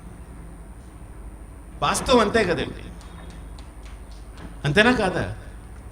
అందుకనే విహారము చాలా ప్రధానం. మనము మన సహవాసం, విహారం అంటే మన సహవాసం. మనం ఎవరితో కలుస్తున్నాం? మనము మన యొక్క సంస్కారాన్ని పెంచేటువంటి సహవాసమా, మన సంస్కారాన్ని దించే సహవాసం? ఇది మీరు బేరీజ్ వేసుకోవాలి. ఫస్ట్ సెకండ్, ఇది చాలా ప్రధానమైన అంశం గుర్తు. ఎందుకంటే అఫ్ కోర్స్ మనం సమాజంలో ఉన్నాం కాబట్టి మనతో పాటు ఉన్నటువంటిది, మనం ఉండే పరిసరాలు, ఇవన్నీ చాలా జాగ్రత్తగా చూసుకోవాలి. ఎన్నయ్యా ఇప్పుడు? 3లో మొదటిదేంటి?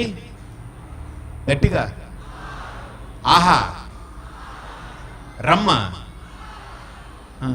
ఆహా అని పెట్టి మధ్యలో గీత పెట్టి మళ్ళీ తర్వాత రమ్మన్నారు అనుకోండి, చాలా ప్రాబ్లమ్స్ వస్తాయి. ఆహారం కాదు, ఆహా రమ్ అంటే చాలా పెద్ద తేడా వస్తుంది. ఆ తర్వాత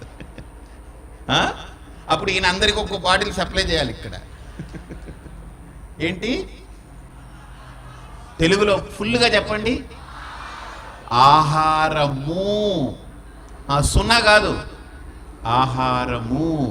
డుమువులు ప్రథమ విభక్తి, అందులో ము. ఆహారము చాలా ప్రధానమైన అంశం. మీరు 1 సంవత్సరం దాన్ని పాటించండి, అసలు ఒక అద్భుతమైనటువంటి శక్తి మీ శక్తి. నేను ఇది ప్రాక్టీస్ చేసే మీకు చెప్తున్నా, ఊరికినే చెప్పట్లేదు. ఇది 100% నేను చేసి చెప్పాను. నా బ్రెయిన్ ఏంటంటే ఒక పట్టాన ఏది చెప్తే అది ఒప్పుకోదు. అన్నీ తర్కిస్తుంది. ఎందుకు, ఏం చేయాలి, ఏంటంటే పెద్ద అలా. ఇప్పటికి ఈవెన్ నౌ టుడే ఊరికినే నేను ఏది ఒప్పుకోను.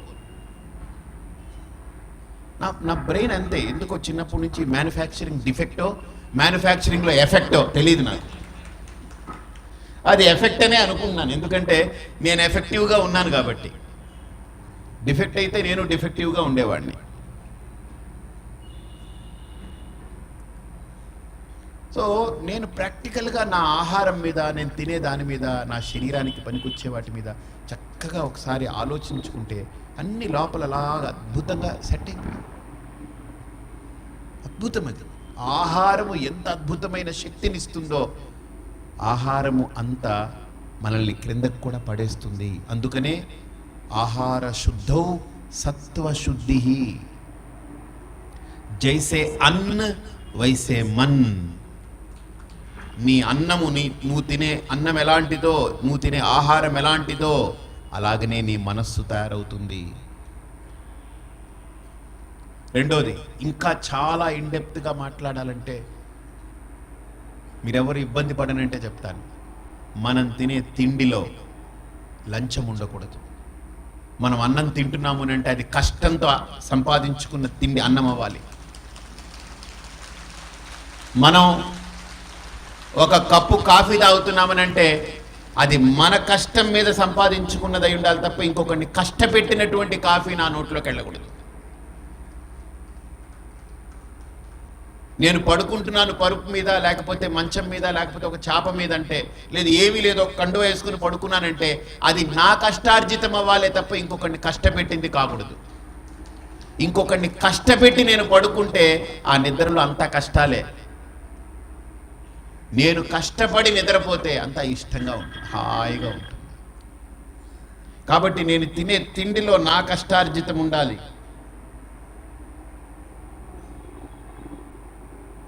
అది చాలా అద్భుతమైన వాల్యూ. ఎవరినో దెబ్బ కొట్టి నేను అది తిన్నాను అని అంటే అది నన్ను దెబ్బ కొడుతూనే ఉంటుంది. వాడిని డబ్బుతోటే దెబ్బ కొట్టాం, ఇది మనకు జబ్బుల రూపంలో దెబ్బ కొడుతుంది, లోపలికి వెళ్తుంది కదా. మరి అది ప్రయోగాలు జరుగుతూ ఉంటాయి. కాబట్టి మనం తినే మెతుకులో, మనం కట్టే బట్టలో, మనం పీల్చే గాలిలో మన కష్టార్జితం ఉంటే కాలర్ ఎగరేసుకొని తిరగొచ్చండి వాడు హాయిగా. ఈ భూమి వాడికి ఈ భూమి తిరుగులేదండి. వాడికి నవంబర్ 8 లాంటిది ప్రతిరోజు పెట్టినా నష్టం ఏం లేదు వాడికి. మోడీ గారు లాంటి వాళ్ళు స్టేట్కి ఒక చీఫ్ మినిస్టర్ వచ్చినా ఎవడు భయపడక్కర్లేదు, ఎందుకని కాలర్ ఎగరేసుకొని తిరుగుతాడు. నిజం చెప్తున్నాను, నేను అనుభూతి పొందుతున్నాను కాబట్టి చెప్తున్నాను. నిజంగా చెప్తున్నాను, సత్యం ఇది. ఆ ధైర్యమే వేరు, ఆ స్ఫూర్తి వేరు, ఆ లోపల నుంచి వచ్చే ఆ ఎనర్జీ వేరు, ఆ ఫోర్స్ వేరు, ఆ శక్తి. దాని ముందు ఎవరు నిలబడలేరు. ఆ శక్తి మీరు పట్టుకొని సాధన చేస్తే మిమ్మల్ని లోపలికి తీసుకెళ్తుంది. ఆ శక్తిని పట్టుకొని బయటికి వెళ్తే మీరు చక్రవర్తులు అవుతారు. బయట లోపల చక్రవర్తులు అవ్వాలన్నా ఆ శక్తి కావాలి, బయట చక్రవర్తులు కావాలన్నా ఆ శక్తి కావాలి. ఆ శక్తి అనేది మనం ఉత్పత్తి చేసుకోవాలి. ఏమిటి? ఈ భూమి మీద మనం బతకాలి, బతకడానికి తినాలి. ఆ తిండి నా కష్టార్జితం కావాలి. నేను ఈ భూమి మీద బతకాలి, దానికి బట్ట కట్టాలి, ఆ కట్టే బట్ట నా కష్టార్జితం కావాలి. నేను ఈ భూమి మీద బతకాలి, దానికి ఒక ఇల్లు గూడు కావాలి, ఆ గూడు నా కష్టార్జితంతో నిర్మించుకోవాలి. పక్షులు ఎలాగైతే వెళ్ళి ఎండిపోయినటువంటి పుల్లలు ఒక్కొక్కటి ఏరుకొని వచ్చి దాంతో గూడు నిర్మించుకుంటుంది. చీమలు ఎలాగైతే వెళ్ళి ముక్కు కరుచుకున్నటువంటి చిన్న ఇసుక పెళ్ళని తీసుకొచ్చి ఒక పెద్ద గూడు చేస్తుంది. అలాగే నా గూడు నేను నిర్మించుకోవాలి నా కష్టార్జితం. అలా బ్రతికే వ్యక్తికి లోపల ఎంత ఆనందం ఉంటుంది, ఎంత స్వేచ్ఛ ఉంటుంది, ఎంత హాయి ఉంటుంది, ఎంత ప్రశాంతత ఉంటుంది. అసలు వాడికి లోపల ఏం ఉండదండి. ఇంకా వాడి దగ్గర ఒక శక్తి తయారవుతుంది. ఆ శక్తితో వాడు లోపలికి వెళ్ళాడా, వాడు లోపల చక్రవర్తి అవుతాడు. చక్రవర్తి అంటే వాడు ఆ చక్రంలో, సహస్రారం అనే చక్రంలో కూర్చొని ఉంటాడు చక్రవర్తి. బయటికి వెళ్ళాడా వాడు, ఆ శక్తిని పట్టుకుని బయటికి వెళ్ళాడా, ఖచ్చితంగా వాడి ప్రపంచంలో ఒక గొప్ప నాయకత్వపు లక్షణంతో ప్రపంచాన్ని కూడా నడిపే ఒక మహానాయకుడు అవుతాడు, నేత అవుతాడు. నేను అదే అంటుంటాను. ఒకసారి ఒక పెద్ద ముఖ్యమంత్రి గారు నాతో మాట్లాడడానికి వచ్చి నాయకత్వపు లక్షణాల గురించి మీరు ఒక వాక్యం చెప్పండి అని అడిగాడు ఆయన. ఆయనతో నేను చెప్పాను, నాయకుడికి ఉండాల్సింది 2 లక్షణాలు. 1 వ్యక్తిత్వం, 2 వక్తృత్వం. ఇది 2 ఉంటే గొప్ప నాయకుడు అవ్వగలడు.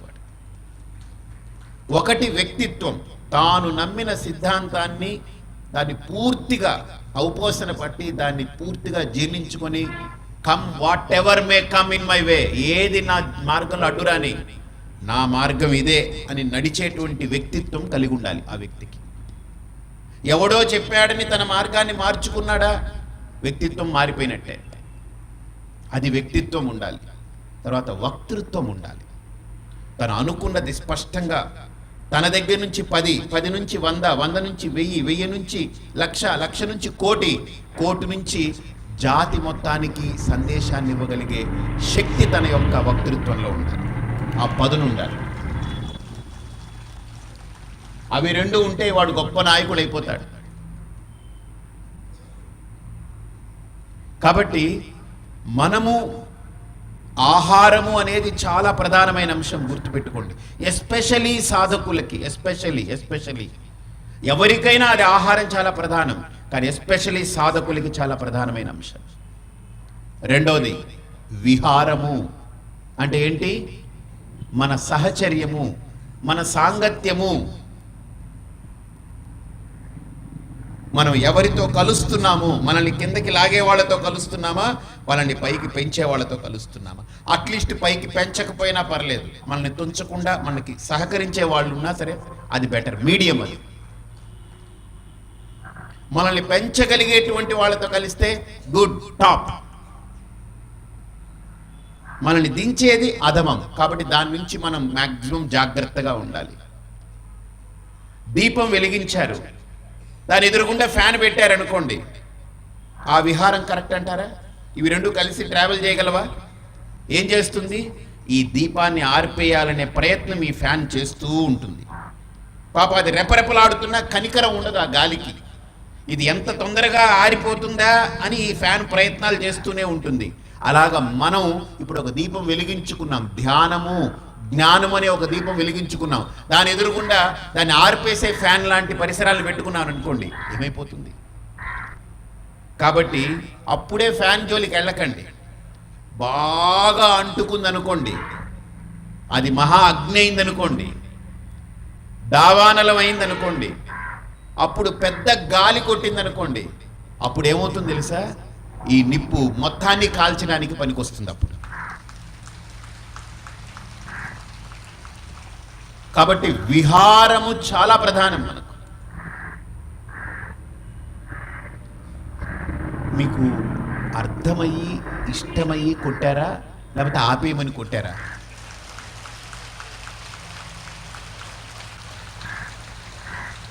ఓకే.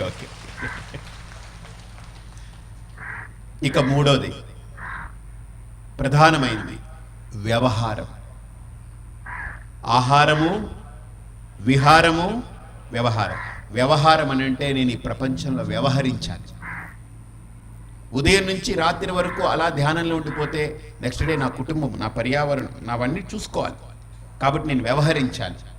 ఆ వ్యవహారం ఎలా ఉండాలి అంటే, నేను చేసే వ్యవహారం అంటే నా సంపాదన కావచ్చు, నా ఉద్యోగం, నా వ్యాపారం, నా సంపాదన, నా యొక్క బయటికి అంటే నా శరీరాన్ని తీసుకుని నేను ఈ ప్రపంచంలోకి వచ్చినప్పుడు నా భార్యతో వ్యవహారం, నా భర్తతో వ్యవహారం, నా పిల్లలతో వ్యవహారం, నా తల్లిదండ్రులతో వ్యవహారం, నా ఇరుగు పొరుగుతో వ్యవహారం, నా ఉద్యోగంతో వ్యవహారం, నా వ్యాపారంతో వ్యవహారం, ఏదైనా నా శరీరాన్ని నేను తీసుకుని తగిలించుకొని, చొక్కా వేసుకున్నట్టు నా శరీరాన్ని తగిలించుకొని నేను ఈ ప్రపంచంలోకి తొంగి చూసినప్పుడు చేసే వ్యవహారం కూడా నా ధ్యానాన్ని, నా లక్ష్యాన్ని అడ్డుపడేదిగా ఉండకూడదు. ఆ వ్యవహారం కూడా దీనికి సహకరించే వ్యవహారంగానే ఉండాలి.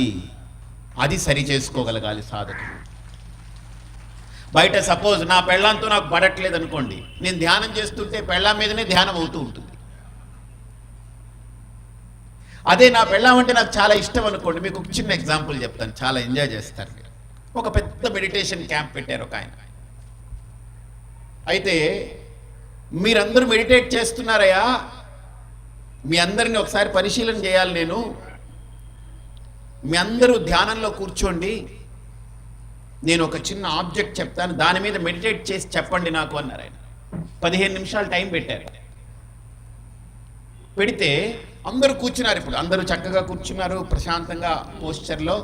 ఇప్పుడు అందరూ కళ్ళు మూసుకున్నారు. ఆ గైడెడ్ మెడిటేషన్లో ఆయన గైడ్ ఏం చెప్పారంటే, అందరూ కళ్ళు మూసుకొని ప్రశాంతంగా సింగిల్ ఫోకస్డ్గా దెయ్యం మీద ధ్యానం చేయండి అన్నారు.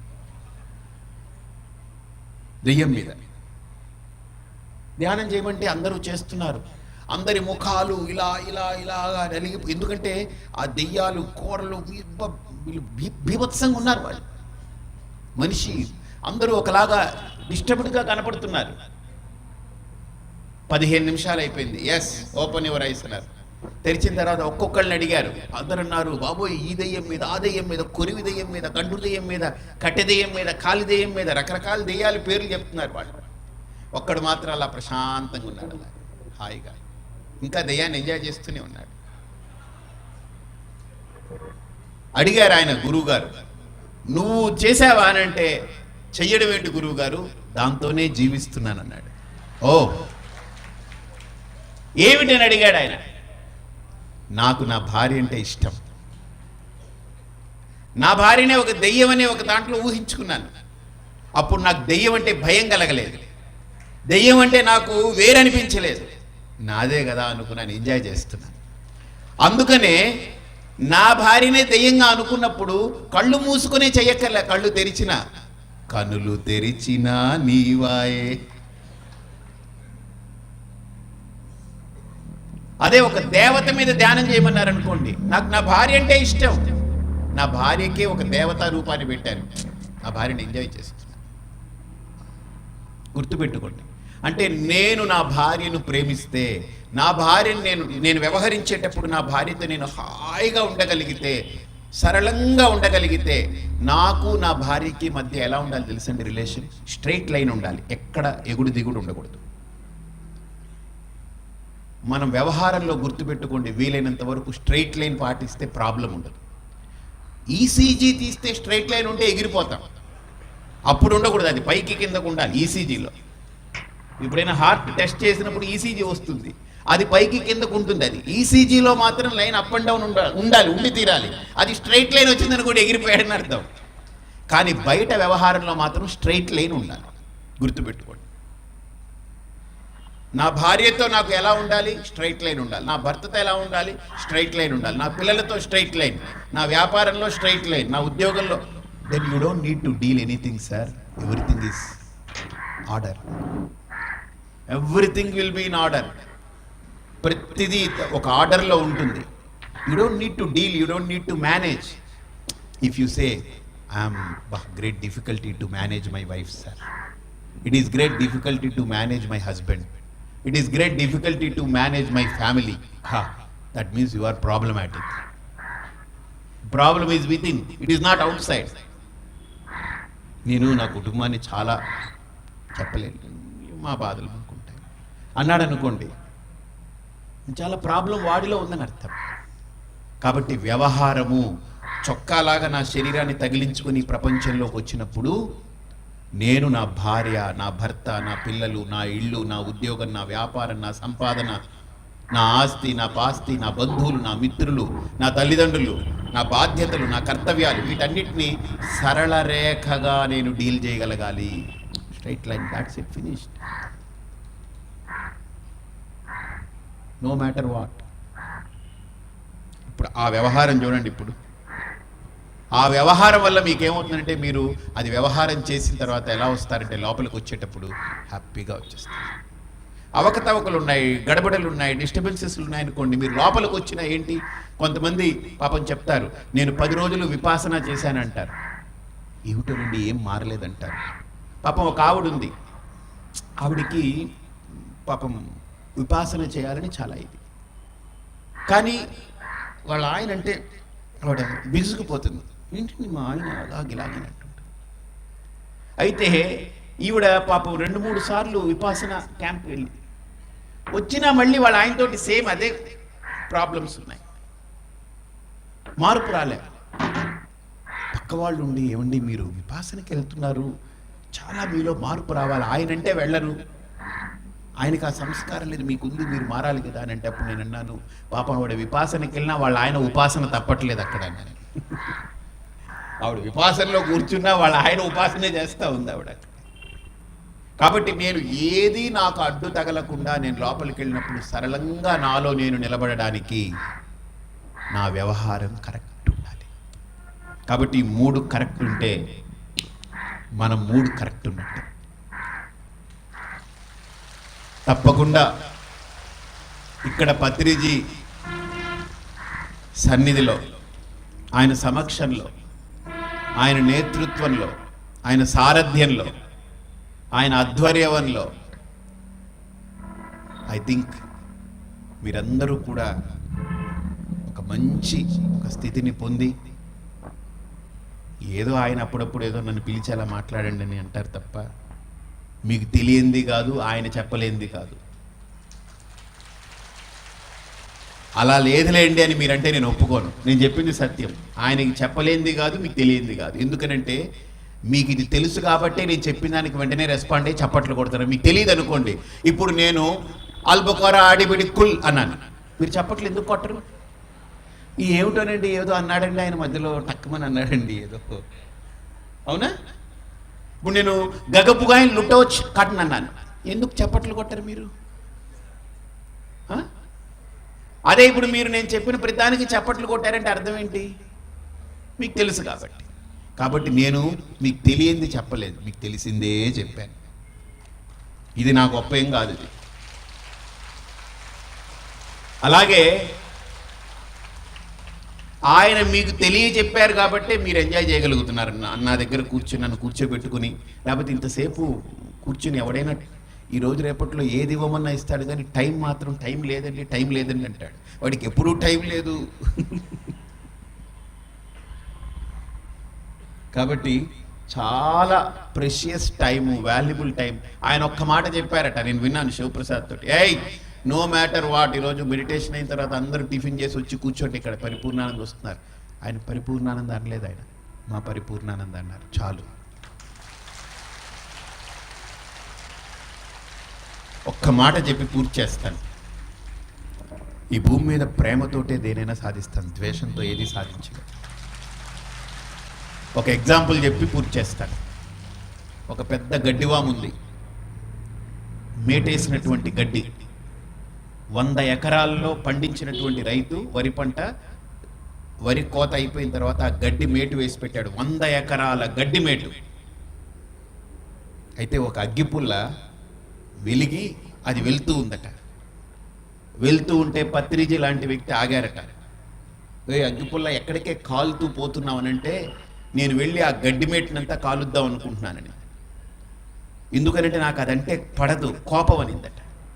ఇప్పుడు ఈ పత్రిజీ అన్నారట, అగ్గిపుల్ల నువ్వు ఇక్కడి నుంచి వెళ్ళి దాన్ని కాల్చేలోపు నువ్వు కాలిపోతున్నావు కదా, దాన్ని కాలుస్తావో లేవో తెలియదు కానీ నువ్వైతే కాలిపోతున్నావు కదా, వేస్ట్ కదా.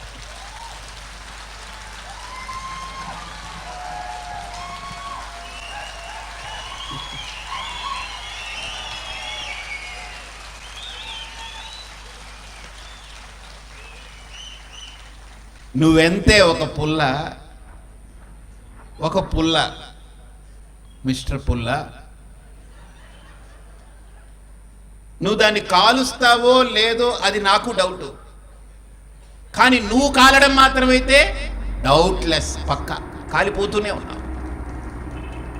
కాబట్టి గుర్తుపెట్టుకోండి, నేను ఒకదాన్ని కాల్చాలనుకుంటే నేను కాలాలి, ఒకదాన్ని కాపాడాలనుకుంటే ముందు నేను కాపాడబడాలి. Hats off. మీరందరూ చక్కగా మీ యొక్క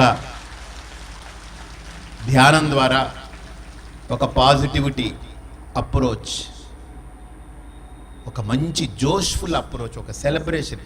నన్ను ఒక ఆయన అడుగుతారు, మీరు ఎప్పుడు నిద్రపోయేలా లేవగానే నవ్వుతుంటారు, పడుకునే ముందు నవ్వుతారు, ఎప్పుడు నవ్వుతుంటారు అంటే, అరే నవ్వే నా స్వరూపమైనప్పుడు, నిద్రపోతున్నప్పుడు నవ్వు, లేచినప్పుడు నవ్వు ఏమిటయా? ఇప్పుడు ఏడిసేవాడికి నిద్రపోయినప్పుడు ఏడుపు, లేచినప్పుడు ఏడుపు ఎలా ఉండదో వాడు ఎప్పుడు ఏడుస్తూనే ఉంటాడు వాడు. ఇప్పుడు ఒకడికి జబ్బు అనుకోండి, నడువు నొప్పి అనుకోండి, నిద్రపోయే ముందు నడువు నొప్పి, నిద్ర లేచిన తర్వాత ఇదేంటిది, వాడికి నడువు నొప్పి ఉండనే ఉంది కాబట్టి నిద్రకి ముందు ఉంది, తర్వాత ఉంటుంది. అలాగే నేను నవ్వే నా స్వరూపమైనప్పుడు ఎప్పుడు నవ్వుతూ ఉంటాను. ఆనందమే నా స్వరూపమైనప్పుడు ఎప్పుడూ సెలబ్రేషనే నాకు. అర్థమైందా? ఒక సాధకుడికి వైబ్రేషన్ ఉండదు, సెలబ్రేషన్ ఉంటుంది. అర్థమైందా? వైబ్రేషన్ అంటే చంచలత, లోపల గడబడ గడబడ అవి ఉండవు. సెలబ్రేషన్ ఎప్పుడు తన ఆనందంలో హాయిగా ఏకాంతే సుఖమాస్యతాం పరతరే చేతస్సమాధీయతాం పూర్ణాత్మాసు సమీక్ష్యతాం. అద్భుతమైనటువంటి వ్యాఖ్యానం శంకర్. అసలు ఆ స్థితిలో ఉన్నటువంటి వ్యక్తికి ఎప్పుడు సెలబ్రేషన్, ఎప్పుడు ఆనందం. అది ఆ స్థితిలో ఉంటాడు. బ్లిస్ అంటారు. ఆనందం ఈజ్ నాట్ హ్యాపీనెస్. హ్యాపీనెస్ అంటే సుఖం, గుర్తుపెట్టుకోండి. బ్లిస్ ఈజ్ కాల్డ్ ఆనందం. బ్లిస్ అనే పదం కూడా పెట్టాం. రియలీ స్పీకింగ్ ఆనందానికి బ్లిస్ అనేది పదం కాదు, ట్రాన్స్లేషన్లో ఏదో చెప్పాలి కాబట్టి అలా చెప్తున్నాం. ఇట్ ఈస్ బియాండ్ బ్లిస్, స్వరూపం అది. సుఖం అనేది బయట నుంచి వచ్చేది, ఆనందం అనేది నా నుండి వ్యక్తమయ్యేది. సుఖం అనేది నేను పొందగలను, నేను ఇంకొకటికి ఇవ్వడం కష్టం. కానీ ఆనందం అనేది నా అంతట నా నుండి వ్యక్తమవుతుంది, ఇంతమందిని ఆనందింపజేస్తూ ఉంటుంది. కాబట్టి మనందరం మంచి ధ్యానంతో జ్ఞానాన్ని పొందుతూ ఒక స్థితిని పొందాలని, ఆ స్థితిని మీరందరూ అనుభూతి పొందుతూ ఉన్నారు. ఇంకా దాంట్లో పరిపక్వత, పరిణతి, పరిపూర్ణత కలగాలని కోరుకుంటున్నాను. అయితే జనవరి 7 ఆదివారం అనుకుంటా కదా, 1 ఆదివారం అయింది, తర్వాత 7, 8 జనవరి 8వ తేదీ ఆదివారం. ప్రతి ఆదివారం మధ్యాహ్నం 3 గంటలకు, ప్రతి ఆదివారం మధ్యాహ్నం 3 గంటలకు మీ ఇళ్లలో భారత్ టుడే ఛానల్ ఓపెన్ చేసి పెట్టుకుంటే అరగంట సేపు పత్రిజీ కనిపిస్తారు.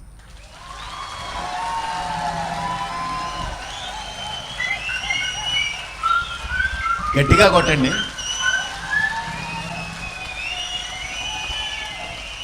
లేచి కొట్టచ్చు.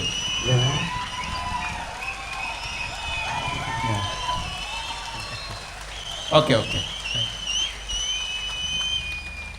మళ్ళీ లేపు కొట్టించుకున్నారని అనకండి ఎక్కడ. సరే, ఇక పత్రిజీది అద్భుతమైనటువంటి శబ్ద ధ్యానం ఉంటుంది, అంటే ఫ్లూట్ మెడిటేషన్ ఉంటుంది. వారు మాట్లాడతారు.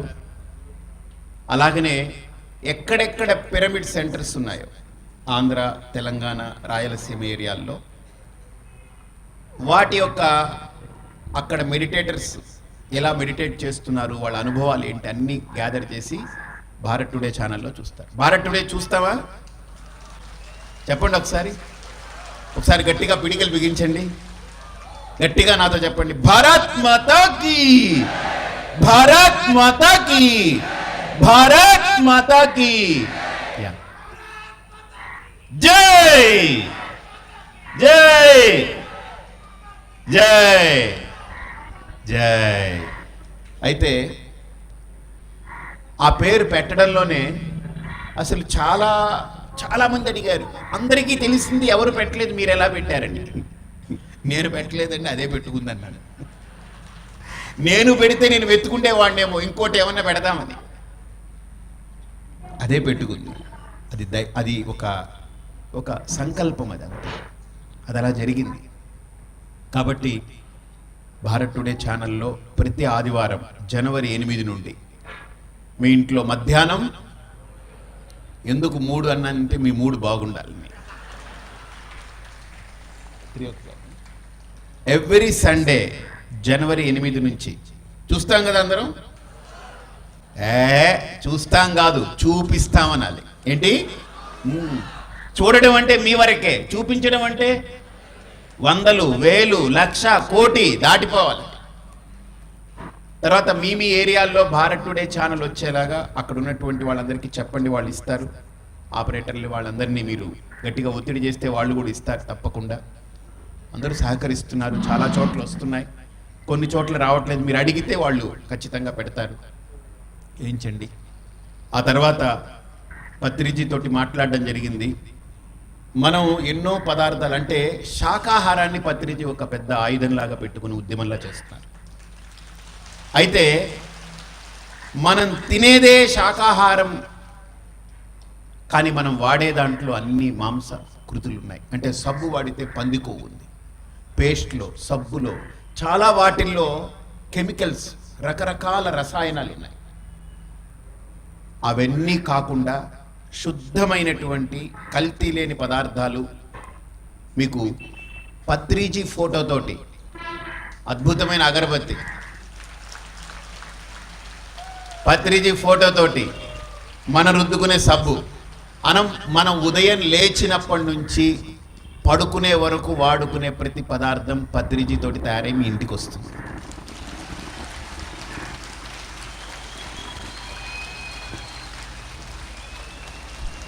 దాన్నే మనం పూర్తిగా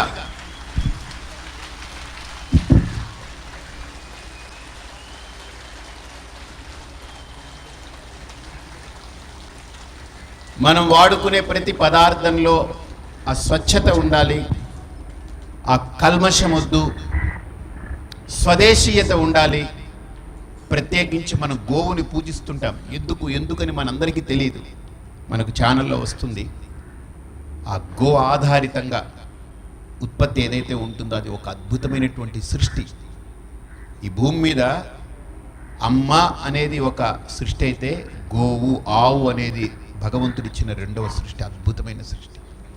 అమ్మ, ఆవు అనేది ఈ ప్రకృతిలో ఎవ్వరికీ దొరకంది. ప్రత్యేకించి ఆవులు అంటే అన్ని దేశాల్లో ఉండే ఆవులు కావు, దే ఆర్ క్యాటిల్, అవి పశువులు. కానీ గోమాత అనగలిగేది ఇక్కడే ఉంది. మన భారతదేశంలో ఎంత గొప్పతనం అంటే మనకు ఇన్ని నదులు ఉన్నాయి. అన్ని నదులు, ప్రపంచంలో ఉన్న నదులన్నీ ఒక్కొక్క బాటిల్లో పోసి పెట్టండి. గంగా నది ఒక బాటిల్లో పోయండి, ఇంకొక బాటిల్లో. అలా ప్రతి నదిని ఆయా నది పేరు పెట్టి ఒక్కొక్క బాటిల్లో పోయండి. గోదావరి ఒక బాటిల్లో, కృష్ణ ఒక బాటిల్లో, పెన్న ఒక బాటిల్లో, తుంగభద్ర ఒక బాటిల్లో, సట్లెజ్ ఒక బాటిల్లో, అన్నీ. అలానే అమెరికాలో దొరికేది అలాస్కా రివర్, అది ఇది మెక్సికో రివర్, అన్నీ ఒక్కొక్క బాటిల్లో పోయండి. గంగని ఇంకొక బాటిల్లో పోయండి, పేరు రాసి పెట్టండి. ఒక నెల దాటిన తర్వాత ఈ మూత విప్పి చూడండి, అన్నీ మురిగిపోయి ఉంటాయి, వాసన వస్తుంది, కుళ్ళుతుంది. 2 నెలలకి పోతుంది, 3 నెలలకి పోతుంది. కానీ సంవత్సరం తర్వాత అయినా సరే గంగా నది పోసినటువంటి బాటిల్ ఇప్పండి, చావు లేదు. 10 ఏళ్ల తర్వాత కూడా గంగకి చావు లేదు. 100 సంవత్సరాలైనా గంగకు చావు లేదు. అందుకనే చనిపోయిన వాడి నోట్లో మన భారతదేశంలో గంగ ఎందుకు పోస్తారంటే నీకు చావు లేదురా, ఆ స్థితిని పొందాలని గుర్తు చేయడం. అందుకే భారతవాసి అని అంటే ఏంటి తెలుసా? జిస్ దేశ్ మే గంగా బహతి హై ఉస్ దేశ్ భారతవాసి మై హూ. ఈ దేశంలో గంగ ప్రవహిస్తుంది, ఏ దేశంలో గంగ ఉందో అదే భారతదేశం. ఆ భారతదేశంలో నేను పుట్టాను అనుకునేదానికి చాలా గర్వపడాలి. సో అలాంటి పవిత్రమైనటువంటి ఆలోచనలతోటి మీకు అద్భుతమైనటువంటి మీ అవసరాలని, నిత్య అవసరాలని తీర్చేది, ఎక్కడ మాంస దోషం లేకుండా ప్యూర్ వెజ్. మా సబ్బు పేరే అక్కడ తయారు చేసేది Patriji pure veg soap. Paste ఉందనుకోండి, pure veg paste, Patri paste అంతే. కాబట్టి అలాగా మీ అందరికీ అందుతుంది. శివప్రసాద్ కోఆర్డినేట్ చేస్తారు త్వరలో. ఇప్పుడు మీకు ఇక్కడ అగరబత్తి చూస్తున్నారు మీరు, గౌదర్ భారతి. మిగతా బత్తీలన్నీ బొగ్గు పొడితో చేస్తాం. నేను కూడా చూశాను.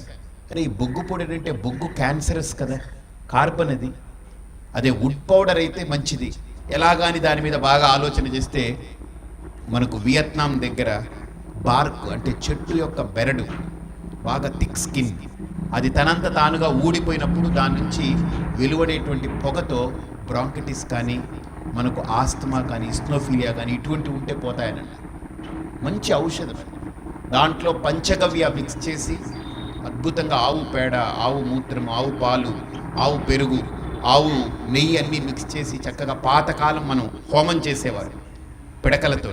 ఆ పిడకల్ని సంస్కరించి దాంట్లో మూలికలు కలిపి దాన్ని తయారు చేసి దాన్ని బత్తిగా చేసి న్యాచురల్ ఫ్రేగ్రెన్స్ దానికి యాడ్ చేసి మనం ఈరోజు ఒక్కొక్క ఇంట్లో ఒక బత్తి పెట్టి అలా ధ్యానం చేస్తుంటే అద్భుతమైనటువంటి అనుభూతి. నిజంగా నాకు అనిపించింది. పత్రిజీ సంకల్పం నెరవేరుతుంది. ఇంకా శాకాహారం లోపలే కాదు బయట కూడా శాకాహారం ఇంత అలా విస్తరించాలి. తప్పకుండా మీ అందరికీ త్వరలో మంచి మంచి మంచి కబుర్లన్నీ వింటారు. మీరు మంచి సంకల్పాలన్నీ నెరవేరబోతున్నాయి. గొప్ప గొప్ప మహాత్ముల యొక్క అనుగ్రహం ఈ భారతదేశానికి ఉంది. మంచి జరుగుతుందని మనస్ఫూర్తిగా కోరుకుంటూ నేను అరగంటే అనుకున్నాను, మరి ఎంత అయిందో నాకు తెలియదు ఇప్పటికీ. గంటం పోవా?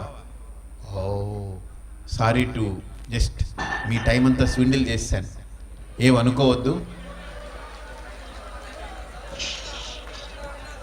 సరే, మీకు ఎంత గంటలు కూర్చున్నా పర్లేదు, కానీ నాకు అక్కడ ఫ్లైట్ ఇప్పుడు టైం అయిపోయింది. పత్రిజీ గారితో కూడా ఒక 5 నిమిషాలు మాట్లాడి వారితో కూడా ముచ్చటించి తర్వాత నేను వెళ్ళాలి. మరొక్క మారు మళ్ళీ కలుద్దాం. మరొక్క మారు మళ్ళీ ఒక పెద్ద ధ్యాన సమ్మేళనం ఏర్పాటు చేసుకున్నప్పుడు ఖచ్చితంగా నేను వస్తాను. నేను ఒక ధ్యానం చేసే వ్యక్తిని కాబట్టి ఇప్పుడు ఏదో ఆయన అవకాశం ఇచ్చారు, లేకపోతే మీరందరూ అవకాశం ఇచ్చారు, పైన కూర్చున్నాను. లేకపోతే నాకు కూడా కింద కూర్చుని హాయిగా నాలో నేను ఉండాలని ఉంటుంది. సో కాబట్టి తప్పకుండా మనందరం కలిసి ఒక మంచి సంకల్పాన్ని ఈ దేశానికి, ఈ జాతికి అందించే ప్రయత్నం చేస్తాం. స్వస్తి.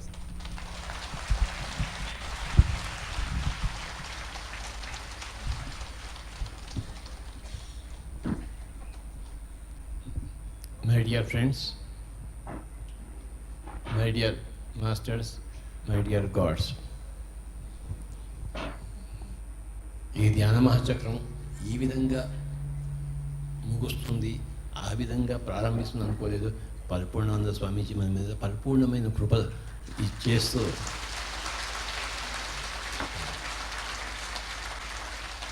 మొట్టమొదటిసారి వచ్చినప్పుడు పూర్ణమైన కృప, రెండవసారి వస్తే పరిపూర్ణమైన కృప. అది మన అందరి తరఫున, ఆల్ పిరమిడ్ మాస్టర్ తరఫున మరి రాయ్ జగపతిరాజు గారిని వారికి థ్యాంక్స్ చెప్తూ మన శాకాహారము, మన సొసైటీకి అద్దం పడుతూ ఒక 5 నిమిషాలు.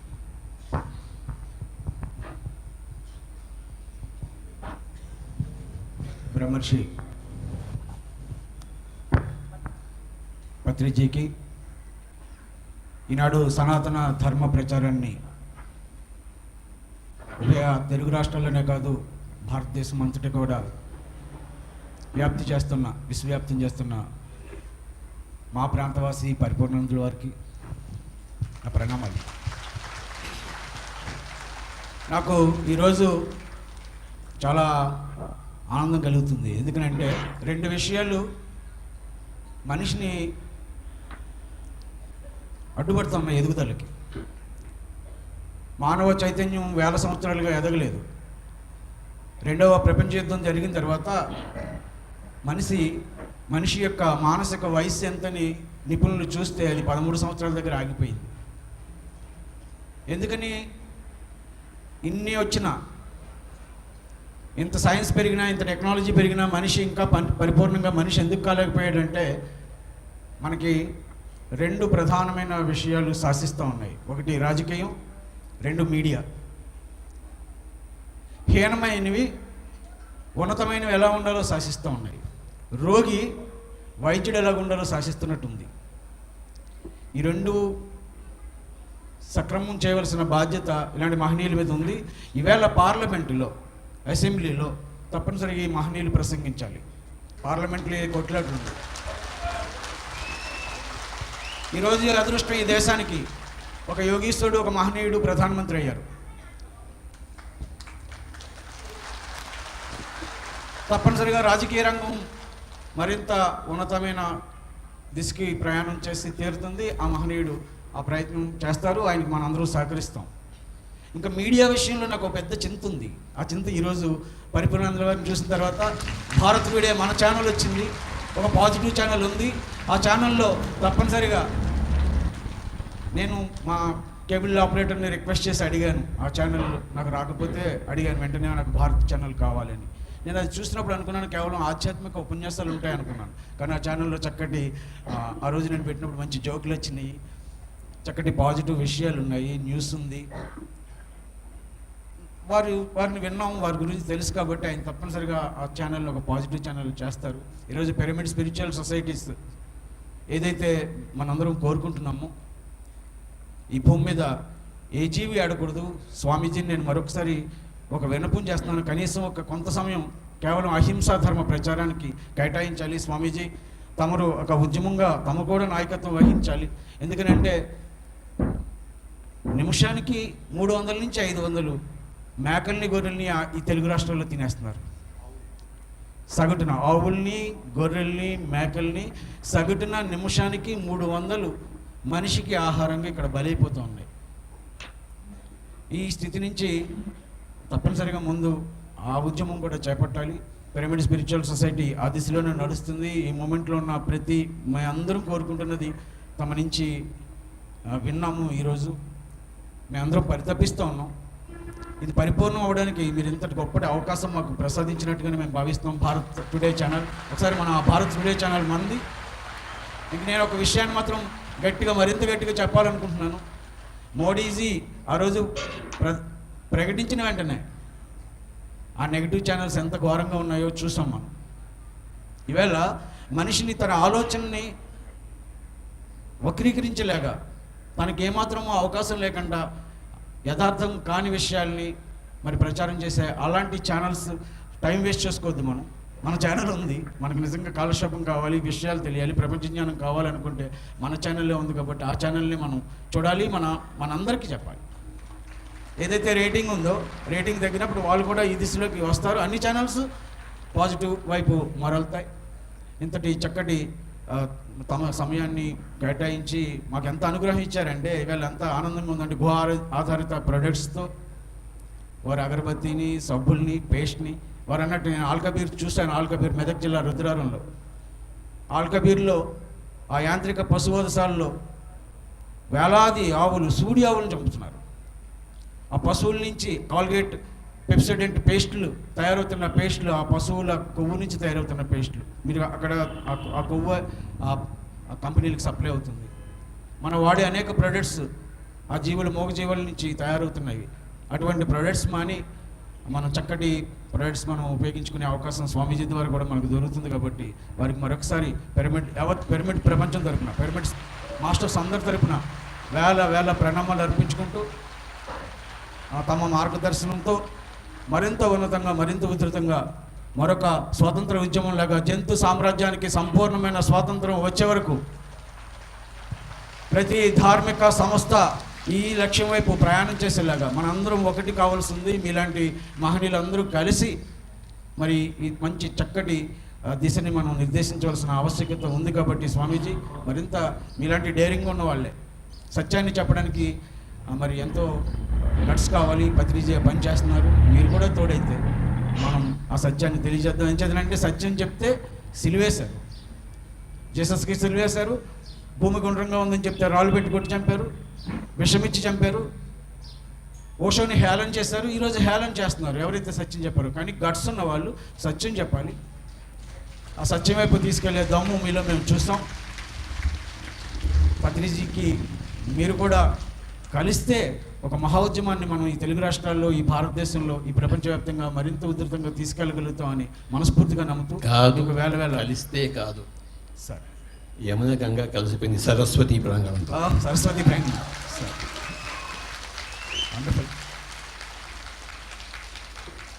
Thank you very much.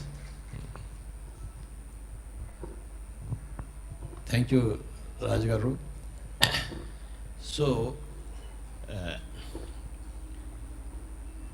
Saraswati నది, ఇది సరస్వతి ప్రాంగణం.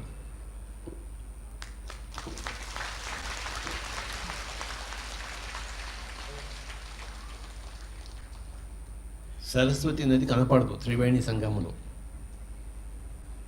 యమున గంగా ఉంటాయి. ఆ సరస్వతి అంటే కనపడింది, ఆ కనపడిందే సరస్వతి అంటే జ్ఞానం. జ్ఞానం కనపడుతుంది ఏంటి? Astral masters, causal masters, supracausal masters, సకల ఆ గణాలన్నీ కలిపి సరస్వతి, కనపడిన సరస్వతి. ఆ మాస్టర్స్ అందరి వాళ్ళు ఇక్కడికి ఉన్నారు ఈ యొక్క సమావేశంలో. స్వామీజీ వారు కోసం మనం ఉన్నాము, మన కోసం స్వామీజీ ఉన్నారు. అందరం కలిసి భారతదేశం కోసం ఉన్నాం. భారతదేశం ప్రపంచం కోసం ఉంది.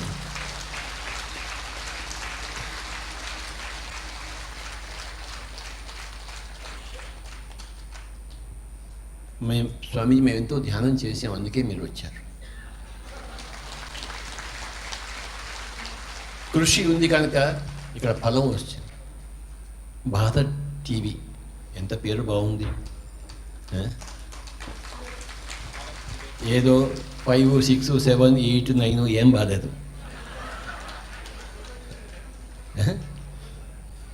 నానా చెత్తగా ఉంది. 5 అంట, 6 అంట, 7 అంటే, 8 అంట, 9 అంట. భారత్ టీవీ ఎంత పేరు బాగుంది. సో మై డియర్ ఫ్రెండ్స్, మనమంతా స్వామీజీతో పాటు ఉన్నాము. శాకాహారం కోసం ఉన్నాము, సనాతన ధర్మం కోసం ఉన్నాము, సనాతన జ్ఞానం కోసం ఉన్నాము. సనాతనము సనూతనము.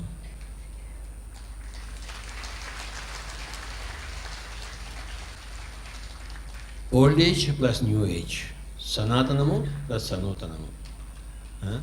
కనుక మోడీ గారు చెప్పినట్టు మన పిరమిడ్ స్పిరిచువల్ సెటిల్మెంట్గా అచ్చే దిన్ ఆగే. ఆయన అడిగినప్పుడు, ఆయన చెప్పినప్పుడు ఏమొస్తున్నా కూడా మీరు వస్తారని నాకు ఇప్పుడు అర్థమైంది. అచ్చే దిన్ ఆగే అంటే. కనుక దయచేసి నాకేదో ఛాన్స్ వచ్చింది టీవీలో, మీరు ప్రతి ఆదివారం చూడండి.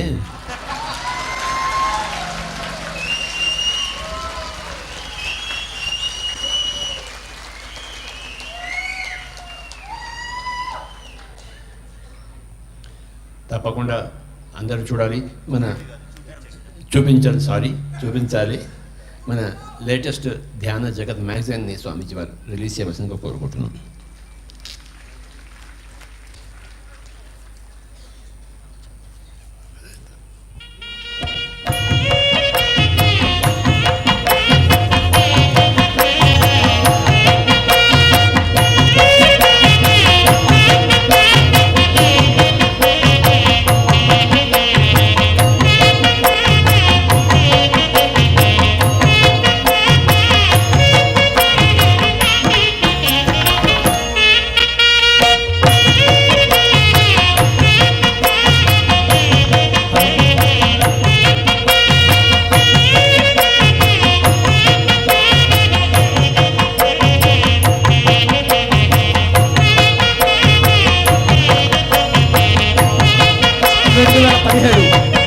జనవరి ధ్యాన జగత్ మ్యాగజైన్కి ఒకసారి గట్టిగా చప్పట్లు కొడదాం.